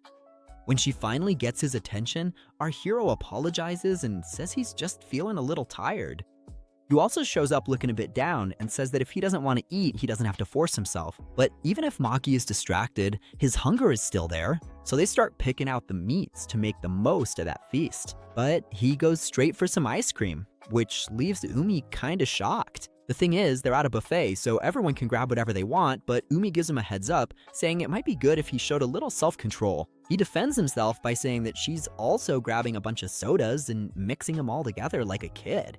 Besides, there's always room for dessert, so it's all good. He even asks Yu for help, but she prefers not to get involved in this fight, knowing it could end up affecting her too. And it makes sense because poor Umi gets all embarrassed while everyone teases her about her childish ways. They keep teasing each other back and forth, but it's all just for fun. For our protagonist, this is really great. Being with the two of them makes him think he's gonna make some really good memories this year. This helps him forget the past and focus on what's coming next. Then we see our protagonist getting ready for the bait. You know how it is, the classic routine. A little bit of cologne, just in case she kisses him, hugs him, or if things heat up. That's when the doorbell rings. And it's none other than Umi, who looks absolutely stunning. Maki is left speechless. She says she's cold and asks to come in. Of course, he lets her in and even offers her some coffee to help her warm up. She thanks him for being so thoughtful, while Maki can't stop staring at her legs. But hold on, it's not for any bad reason, he's just worried because it's freezing outside, and she confirms that she's freezing. She even admits that halfway there, she regretted going out dressed like that and should have bundled up more. Maki agrees that it would have made more sense, but she explains that she wanted to take the chance to look prettier, especially since it was for a guy who's so close to her. Actually, she showed up early precisely because she was super excited to see his reaction. And then she pops the question, how do I look today? She's super embarrassed to ask, and our protagonist doesn't really know what to say either. Umi almost says she was just kidding, but Maki gathers his courage. He says it's hard to say this face to face, but that she looks more amazing than ever. He was literally left speechless, which makes the girl really happy, showing that all her effort was worth it. It's time to head out. The two of them walk hand in hand, which makes total sense. First, because it's a date, and second, because it's actually cold out. As they're walking, Maki glances at the mirrors along the street and checks out their reflection. They look like that typical high school couple trying to seem a bit more grown up. And luckily, their look turned out great thanks to Umi's help picking out the clothes. Maki thinks that, honestly, if he runs into someone and they laugh at him, he doesn't care. But if someone decided to mess with Umi, that would be a whole different story. The last thing he wants is for people to laugh at the girl who says she's in love with him. Umi notices that he's really deep in thought and asks what's up. He just says he hopes she'll keep helping him out with this style stuff. In return, he promises he'll do everything he can to learn. She loves hearing that, thinking his behavior is super sweet and cute today. He doesn't even know if that was a compliment, but says that if it came from her, he'll take it as one. And just like that, they arrive at the first stop of their date, the movie theater. And check this out. They get those seats that are made for couples. For Umi, it's perfect. After all, it's a date and they can get all cuddly. And she doesn't waste any time, sticking close to him the whole time. Maki even comments that he doesn't get where all this affection suddenly came from, but she points to the rest of the theater and shows him that's exactly what couples do in those seats. She even plays the card, or do you not want to be like this with me? But our boy wouldn't even dream of saying no. He might be shy, but he's no fool. Right as the movie is about to start, Umi asks what he'd do if a classmate saw the two of them there, which gets the poor guy all thoughtful. In the end, the movie finishes and Umi slept through the whole thing. She says she can't even complain because the movie was super boring and she only picked it because it was a special occasion. She didn't read any reviews or anything, she just wanted to take a chance. After 30 minutes, she was already regretting it and thought they should have just watched their usual pick. Like, giant man-eating shark versus Gustav the Supreme, the colossal kraken, and the serial killer android in the great heavyweight battle. Maki gets totally hyped just hearing that title. They head to their next stop, which is a small restaurant. The food was great, but they both agree on one thing: the portions were tiny. Omi says she knows they just ate, but suggests they could go get some burgers. Miki agrees right away. On the way, Umi gets another idea and suggests they go to karaoke. Our protagonist is startled and she thinks maybe he doesn't like singing, but the truth is he's never set foot in a place like that. And that just makes Umi even more excited since it's gonna be his first time. She pretty much drags the boy along. They stay in a room there for about 2 hours, singing non-stop. Umi totally nails it, scores 98 points right away, and feels amazing, especially since it had been a while since she last sang. Then it's our protagonist's turn, and he has no idea what to do, because to begin with, he doesn't even know how to sing. Umi suggests they sing together to make it easier. She picks the song, hands him the microphone, and they start singing a super fast-paced, crazy song. Little by little, Maki starts to lose his fear and really gets into karaoke. They have an amazing time together. When they leave, Umi is on cloud 9 from having so much fun. She says her body and voice can't take it anymore, and Maki feels the same way. She's also surprised, saying that he sings really well. He replies that he owes it all to her because it was his first time singing in front of someone, and she was so sweet guiding him, so he's really grateful. Umi says it was no big deal. Then, the cold starts to hit hard again, and she takes the opportunity to slip her hands into Maki's coat pockets. It's a super sweet and beautiful scene. She takes advantage of the moment and asks what he thinks about her. Right away, this makes Maki remember that time when she basically confessed her feelings. He realizes that she's waiting for an answer and she wants to hear it right now. She swears she doesn't want to pressure him, but says she'd love to hear what he has to say. And if it's more comfortable, he can say it right up close to her ear, so no one else can hear. Maki still doesn't feel worthy of being Umi's boyfriend, but he also doesn't want to throw away his chance. He gets a little closer, but she feels ticklish. Even so, she still wants to hear it. When our protagonist is finally about to whisper in her ear, things get complicated. We hear Minato calling Maki's dad. Our boy sees the scene from afar and freezes. Umi asks if he knows those people. He explains that it's his dad and a coworker, or at least that's what he says, because Umi notices they seem pretty close. Maki immediately stands up and asks Umi to leave with him before they see them. He thinks he'd just get in the way if he went over to say hi. After all, he's on a date with her and the date isn't over yet. But before he can finish talking, Umi goes over and gives him a big hug. He doesn't understand why she hugged him out of nowhere, but she tells him that the two are coming right toward him. And sure enough, they walk right past without even noticing Maki was there. After they leave, Maki apologizes to Umi. She doesn't get why, since he didn't do anything wrong. She jokes that if anyone's to blame, it's those two, but Maki replies that they're not to blame either. They didn't do anything wrong, they were just a little inconvenient. He decides it's better for them to head back because his mom will definitely be upset if he gets home too late. And that's how, with a bittersweet feeling, their date comes to an end. When Maki gets home, he looks around everywhere for his mom. He ends up finding her smoking on the balcony again. She apologizes, but Maki says there's no reason for that. He asks how she's doing, and she says she's really tired. It had been a long time since they'd had such a hectic end of the year. She admits there's something that's draining her energy even more, but she'd rather change the subject and wants to know how the date with Omi went. She hopes it was great, but the only thing Maki can think about is the scene with his dad and the coworker. Even so, he tells his mom that the date was really nice. His mom says she hopes they keep things that way until Christmas. She cracks a joke, telling them to be careful if they're gonna do anything else. Of course, she's just kidding, cause she really trusts her son and also likes the girl a lot. After that conversation, she asks if he has any plans for next Friday night. Maki says that finals start that day, so his only plan is to study. His mom figured as much and says she had already told her ex-husband several times. Yeah, Maki's dad insists on seeing his son this Friday, even though it's a terrible date. As part of the divorce agreement, they decided to meet at least once a month to have a meal together and chat until Maki finishes high school. For Maki, that's always been fine because he doesn't hate his dad. Plus, his dad always takes him to really great restaurants. His mom mentions that his dad usually gives in most of the time, but this time he put his foot down and wants to see Maki no matter what.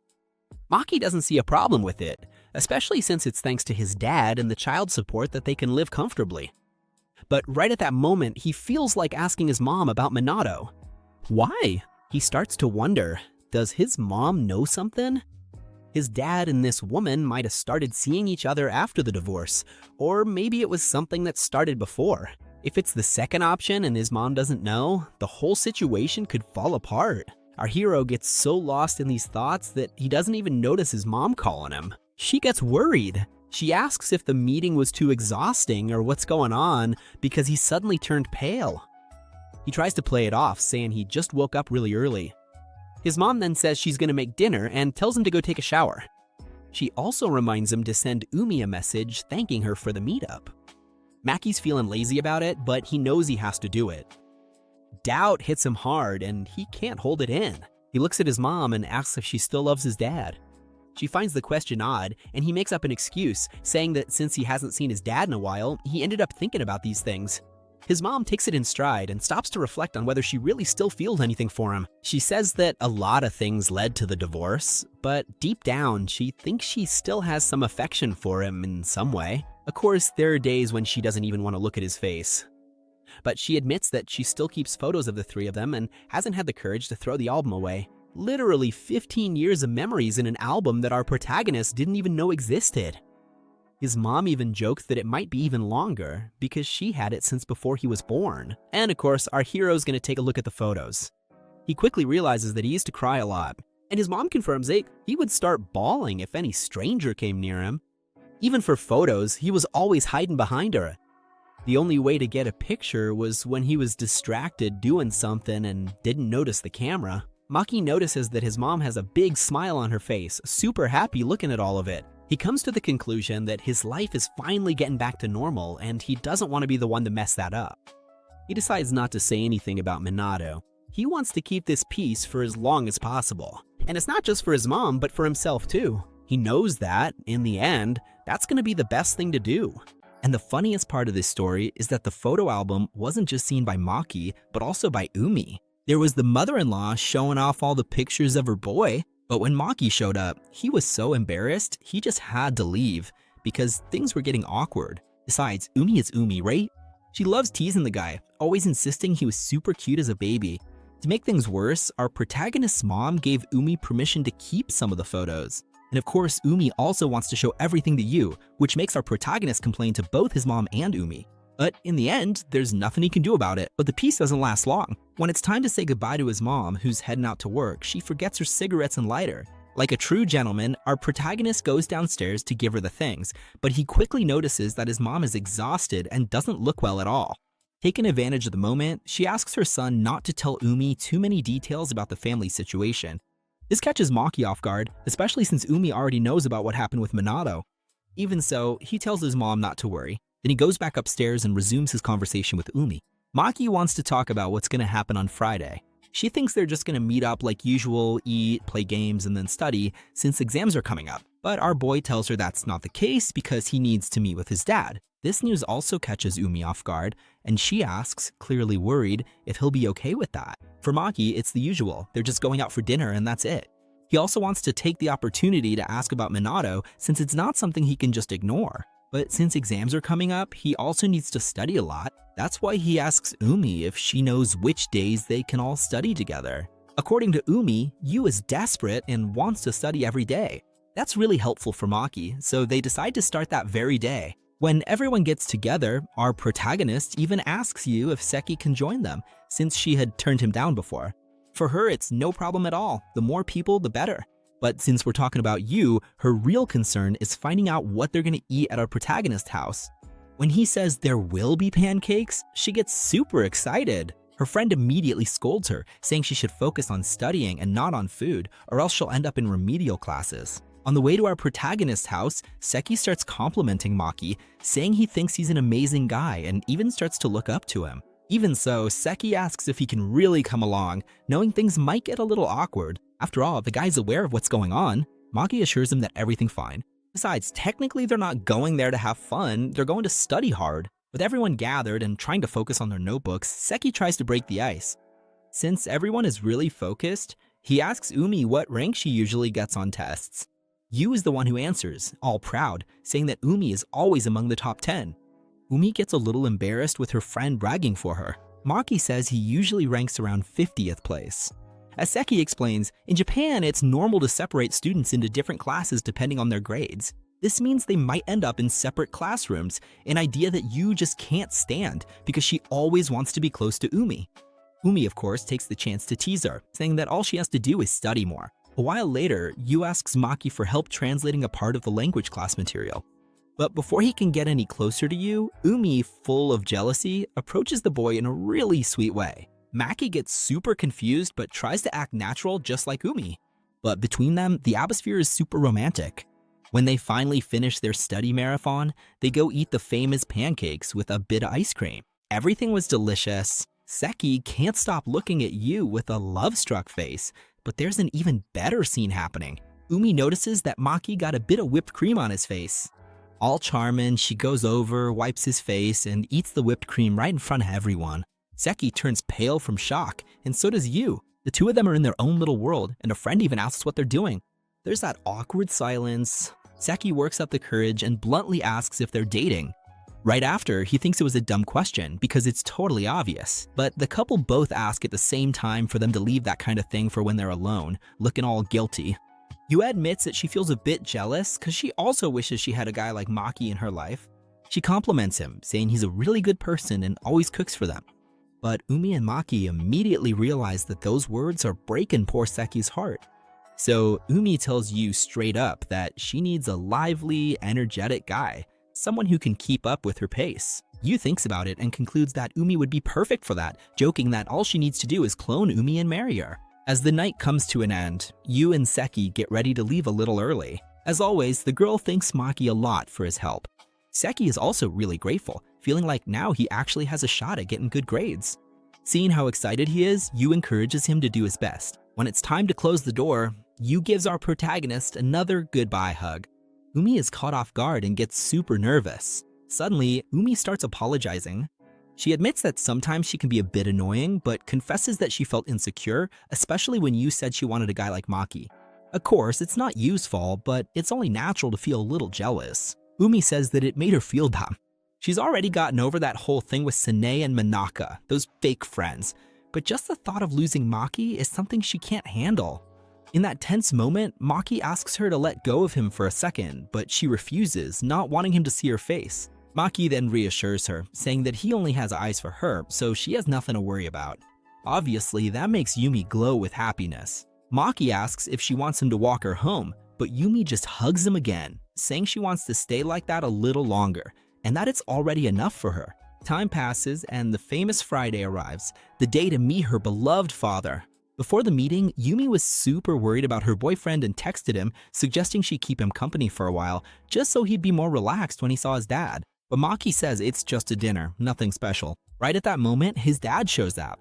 Right off the bat, the old man says he's starving and wants to order food, asking what his son wants. Maki just goes ahead and orders the whole list of expensive dishes that Yumi had joked about. Fancy steak, fried shrimp, the whole package. There's so much food that his dad is surprised, since the kid also showed up starving. Maki explains that since it had been so long since they'd seen each other, he wanted to make the most of the moment. His dad agrees and they enjoy a nice dinner together.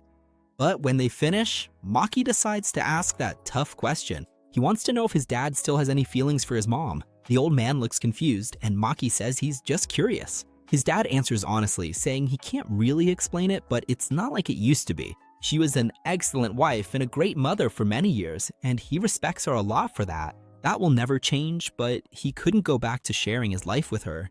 Then Maki asks how things would be if it were just him there. His dad admits it would be very different, because back when they got divorced, both of them fought for custody of the boy until the very end. That makes Maki thoughtful, realizing that even though they both loved him so much, they still chose to separate, which shows just how much distance had grown between them. On impulse, Maki asks if his dad stopped loving his mom because of Minato.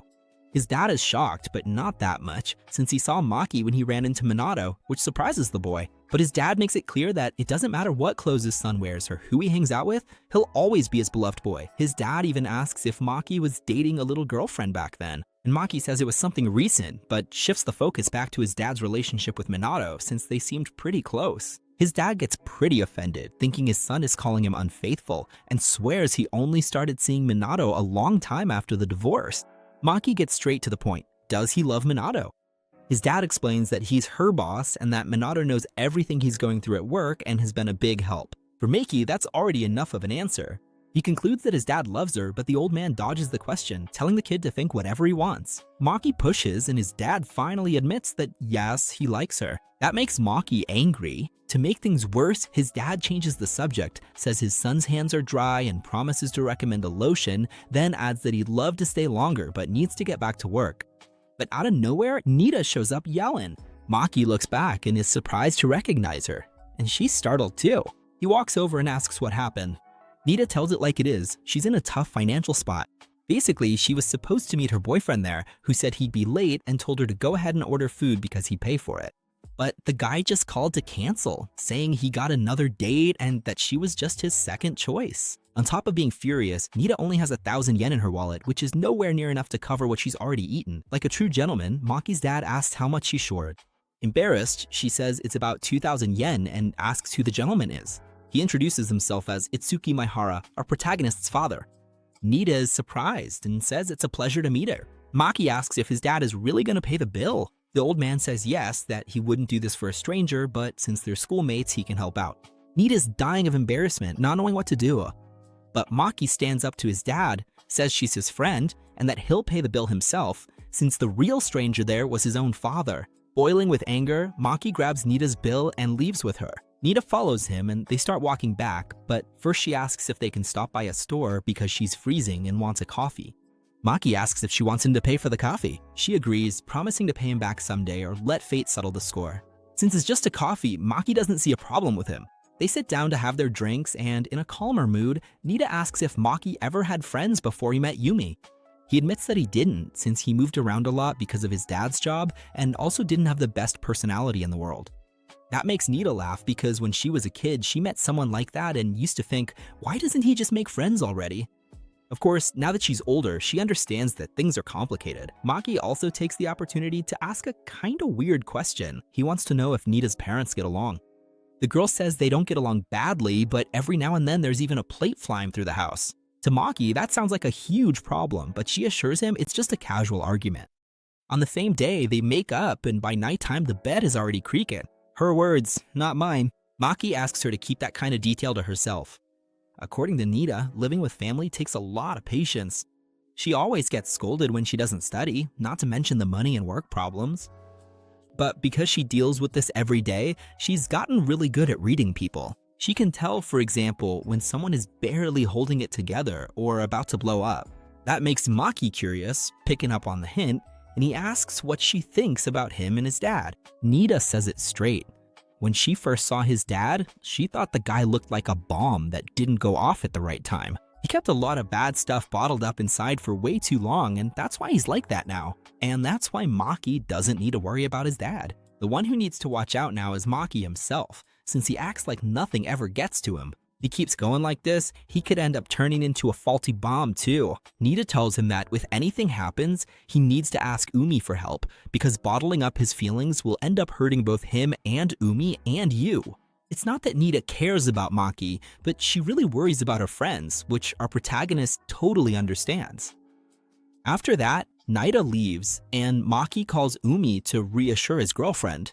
Soon, a new day begins, but this time with something different. The protagonist's mom made him breakfast. According to her, the boy had been taking care of everything at home, and it was time for her to take back her role as a mother. And she gives him an important heads up. She's gonna take a few months off work to rest, and then she'll decide what to do next. Maki gets worried, thinking she might be sick, but that's not it at all. She's doing great. She just realized she couldn't keep up that crazy pace and needed to stop and think about her life. Maki thinks it's a great idea and just asks her to take the opportunity to quit smoking too. On the way to school, Umi hears all about it and celebrates Maki's mom's decision. She thinks the break will be great, but points out that with his mom always at home, their Friday routine might get complicated. Maki asks what they're gonna do this week, if they'll keep hanging out at his place or try something new. Taking the opportunity, Umi invites the main character to have dinner at her house on Friday. Or rather, it was Umi's mom who told her to invite him, since her dad will be there too.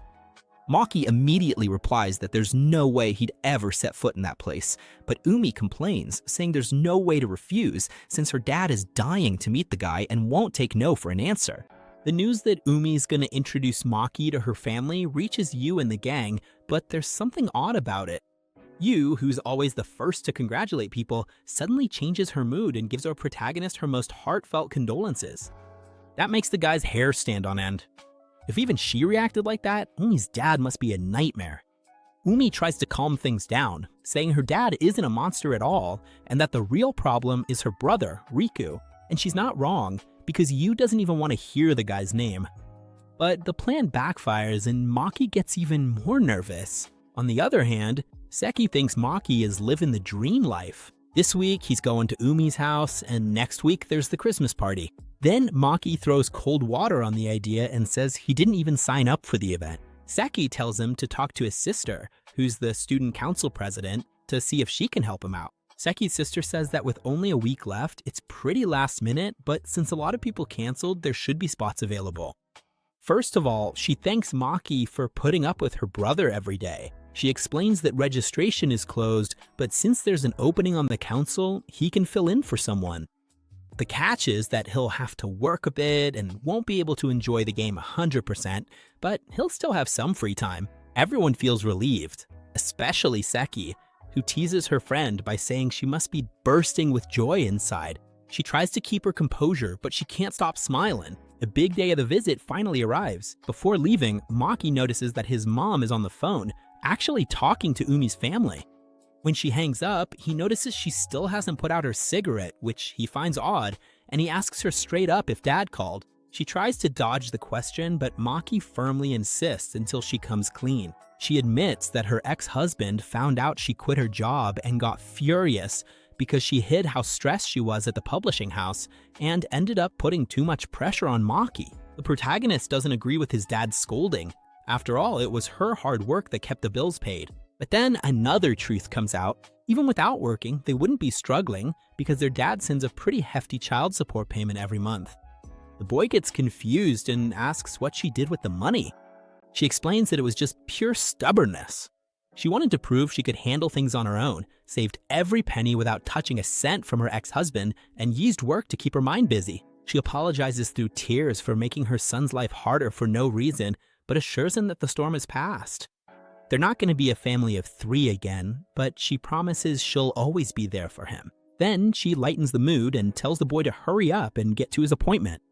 A little later, Maki is welcomed with open arms by Umi and her mother. Both of them are so sweet to him, and he even gives them a little gift his mom sent. But when it's time to take off his shoes, he notices a much bigger pair next to his, Umi's father's shoes. He suddenly gets really nervous. When he steps into the living room, he comes face to face with a man. Umi introduces her boyfriend as Maki Maehara, but her dad commands respect right away. Tall, thunderous voice, and not exactly a friendly face. He introduces himself as Daichi, and Maki almost chokes trying to say his own name.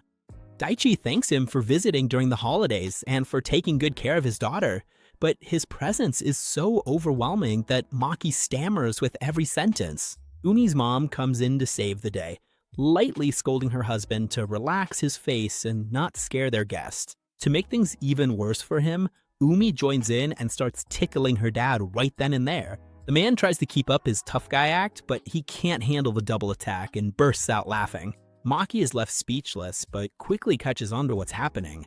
They're putting on this little act on purpose so he can see the environment is safe and relax.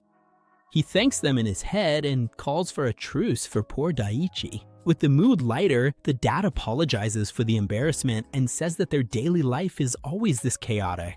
Umi says her stomach is already growling, and the mom sends her husband off to get Riku from his room. Curious, Maki asks what her brother is like. Umi doesn't hide her annoyance. She says he's a loner, locked up in his room, totally obsessed with you and won't leave the girl alone, which she finds really annoying. Everyone sits down to eat and lunch turns into a comedy show. Umi's mom insists on serving Maki's plate, but Umi stands her ground and says she'll do it herself. The main character shrinks in his chair. Daichi has to step in with a firm voice to restore order. The mom still throws in a cheeky comment, saying now her daughter can feed her boyfriend. Both of them turn as red as tomatoes and start eating quickly. Umi suggests that after lunch, they play video games, since she got the newest version of a game they both like. Maki agrees right away, and that's exactly what happens. Umi goes to her brother's room and tells him he's gonna have to clear out for a while. Riku protests, saying the room and the game are his, but his sister fires back that it's about time he got some fresh air and figured out what to do with his life. He says the companies are closed at that hour, but she tells him to look for job openings on his phone and passes the ball to their dad. Daichi backs her up right away and delivers the checkmate. He tells his son to start job hunting on Monday, no excuses. With no way out, the boy gives in.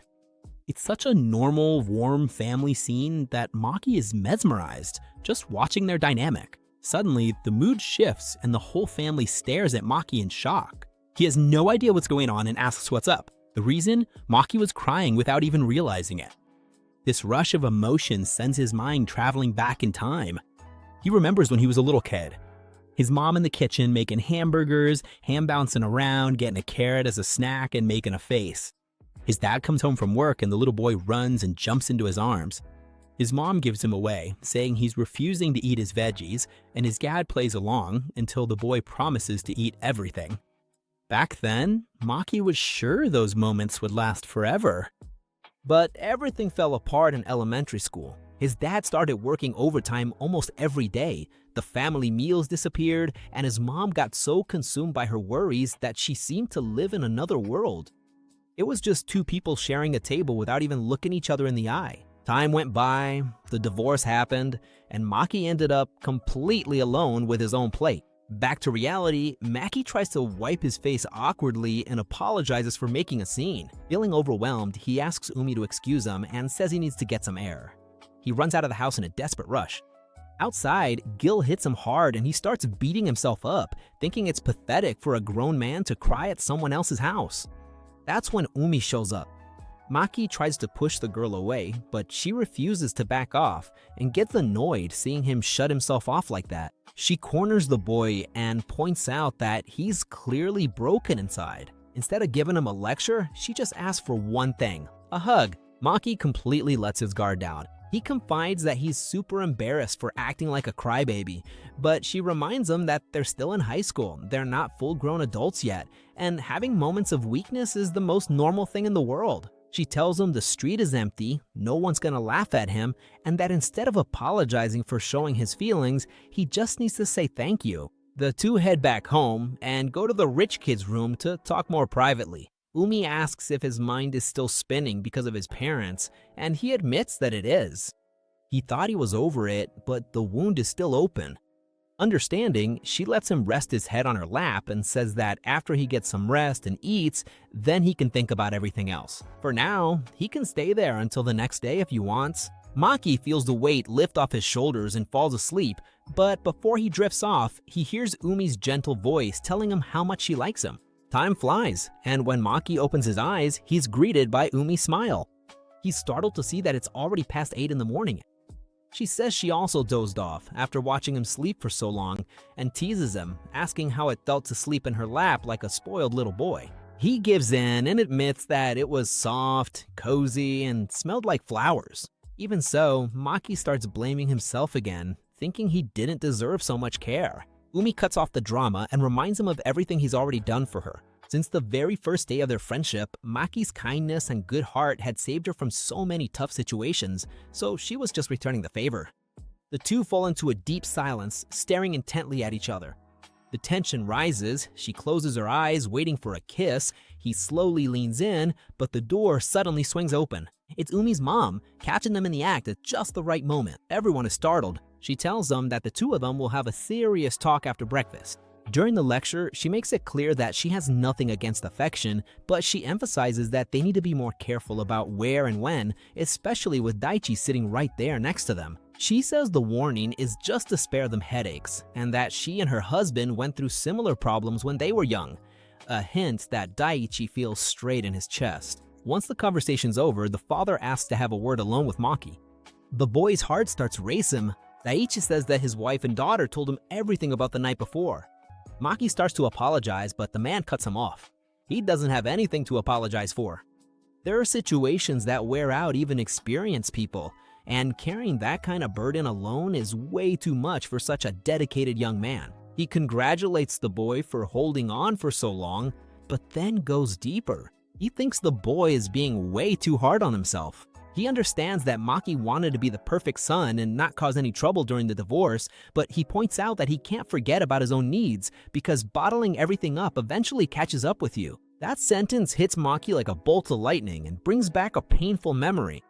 His parents fighting badly in the living room while he sat curled up, wanting to scream at them to stop, but choosing to stay silent so things wouldn't get worse. With that realization, Maki asks if it would be a problem if he started being a little more selfish from now on. He admits that he's afraid of seeming childish since throwing a tantrum won't make his parents get back together. Daichi agrees that the situation isn't going to change, but emphasizes that it doesn't take away his right to express himself. Crying, yelling, and letting your frustrations out is part of the healing process for any human being. The man finishes by saying that Maki needs to listen to his own heart and be true to his feelings, because expressing his pain is his right. At the end of the day, the main character goes back home. He finds a note from his mom saying she went out shopping, but what really catches his eye is the family photo album left open on the table. He flips through it and stops at an old photo that brings a flood of nostalgia. The three of them smiling together, the perfect picture of when everything worked.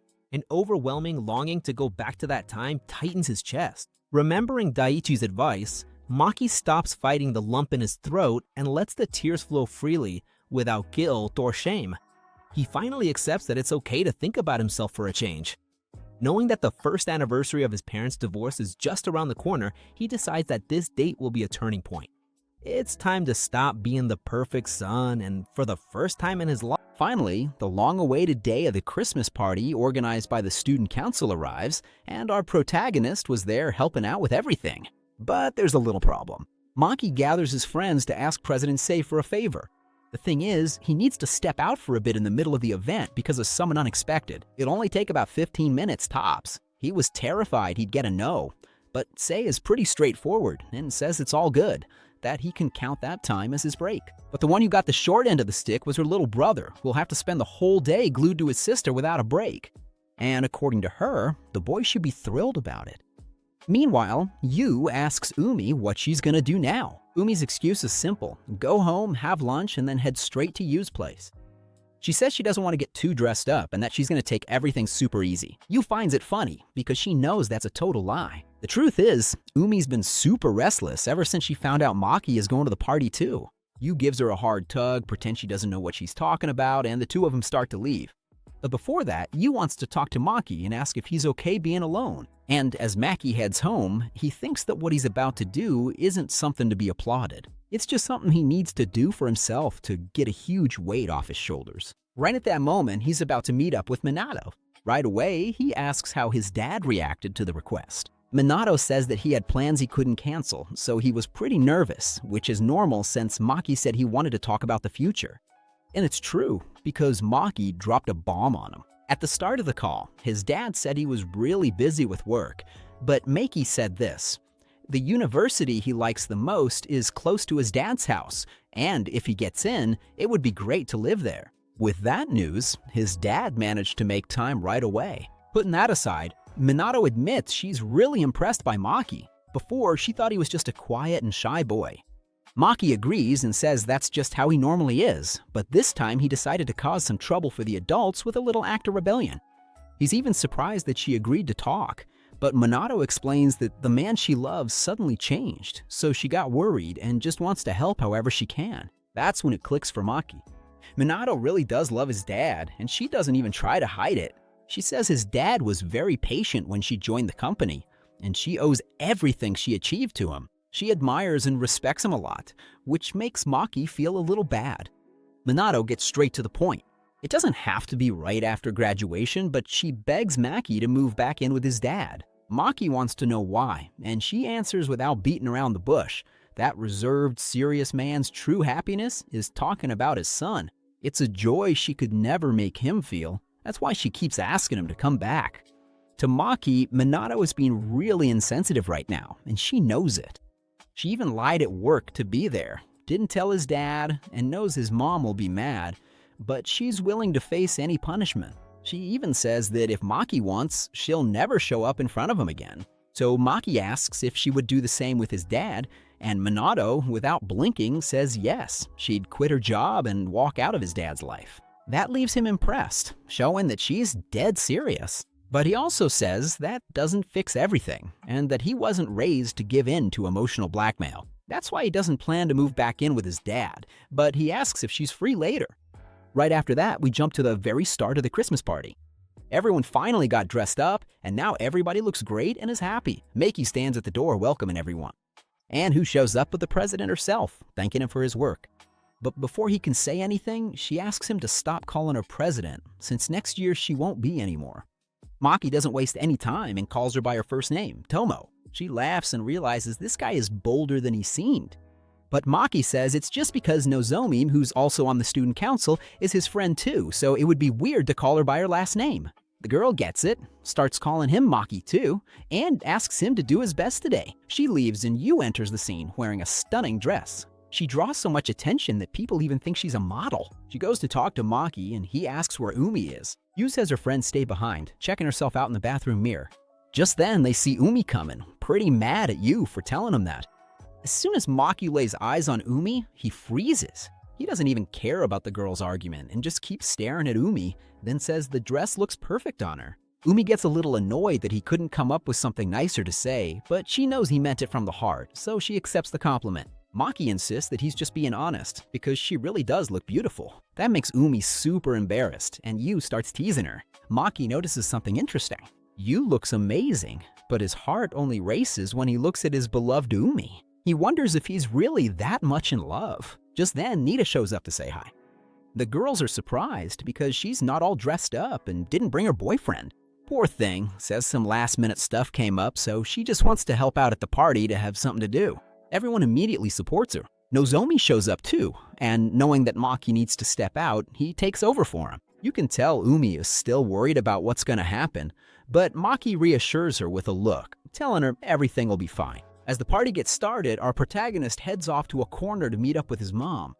He shows up super excited, but she doesn't understand why her son suddenly left the event, worried it might cause problems. He tells her he got permission from the president. He apologizes for making her come all the way there, but his mom says it's fine since she's not working and doesn't have much to do. Maki asks her to wait a moment. Suddenly, his phone rings. It's Minato, who shows up right then along with his dad. Obviously, his dad is startled and thinks it's a trap, and Maki immediately apologizes. The man quickly understands the situation and just greets his ex-wife, but you can tell they don't get along. The two of them stare each other down in a tense way, and Maki urges his mom to say something, since they haven't seen each other in a long time. But the first thing that catches his mom's attention is the woman with her ex-husband.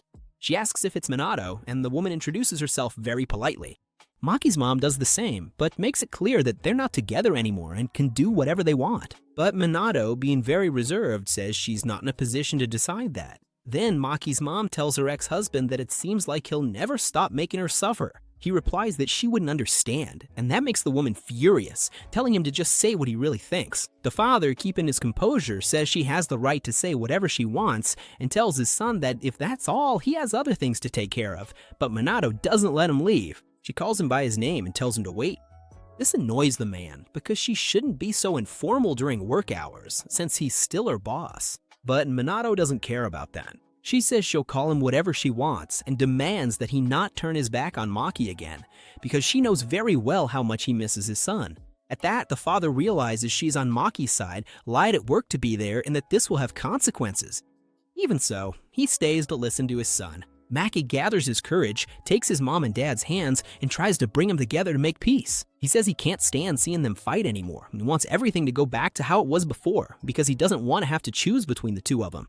Memories of the family being together come to mind, and he starts to cry and promises that he'll get better at everything. He says he'll study, play sports, and even try to be more social, but he wants to stay with both of them because it hurts too much to live apart from them. In the middle of all this tension, something unexpected happens. Umi shows up. She arrives apologizing for being late, and Maki realizes it's time to go back. He tells his parents that that's all he had to say, and apologizes for having done things this way. He also asks his father for forgiveness, confessing that the story about living together was a lie, even though his father already knew. Umi comes closer, Maki holds her hand, and tells his father that he wants to introduce the girl he likes. Her name is Asanagi Uni. She was his first friend and taught him what love is, which makes his parents very happy. But Maki has one last request. He points to the top of the Christmas tree and says he wants a picture with him. His mom asks what his dad is going to do, and he sighs, saying that Maki never asked for anything, so there's no way to say no. Maki was going to ask Umi to take the picture, but she says she's not good at it. That's when his friends come out of hiding, proving they were there listening to everything the whole time. Poor Yu was freezing. Anita feels a bit out of place there, but she insists on helping and ends up taking the picture of Maki with his parents. After that moment, they go back to the party and really start having fun, playing all sorts of games. Everything was going great until they realize that Sana and Monica are there too. As soon as they see Umi, the two of them move away to avoid any trouble. Umi seems the most affected, and our protagonist asks if she wants to make up. Umi admits that on that day she lost it, said everything she was thinking, and cut ties. But over time, and after making up with Yu, she was able to think things through calmly. She realized that despite the fights, they had some really good moments that she ended up ignoring because she was angry. Maki says that they're still young and it's normal to be a little stubborn sometimes. He says he'd be happy if she made up with him, reminding her that unlike his parents, she still has time. Those words make Umi feel super relieved. Right at that moment, the two girls come over to talk to him. They have something to say, but Umi interrupts them. She says she doesn't want to hear any apologies, because she was wrong too. She admits that she should have spoken up at the time instead of staying quiet, because after all, they were still friends. That makes the other two start crying, relieved, thinking they'd never be forgiven.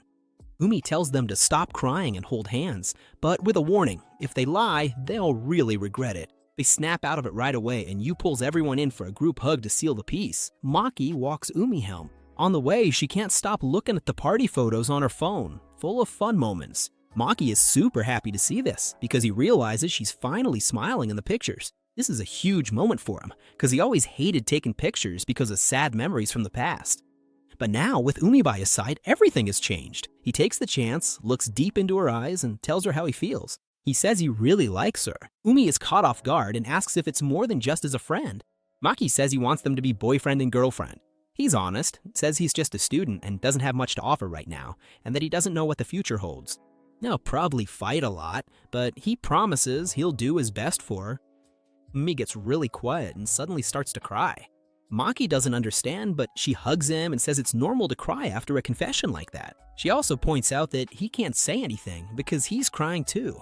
Maki agrees and realizes he's actually pretty emotional. Umi complains, reminding him that when she confessed, she also wanted to cry, but held it in. And so Maki realizes that they're a lot alike. A pair of crybabies, but they were made for each other. In the middle of this amazing moment, the two look at each other and share their first kiss, going from friends to an official couple. And honestly, a little crybaby couple like that is something anyone would wish for, right? That was the end of the episode. Comment the word Part 11 so I know you made it this far and want to see how this drama unfolds. I'll give your comment a heart.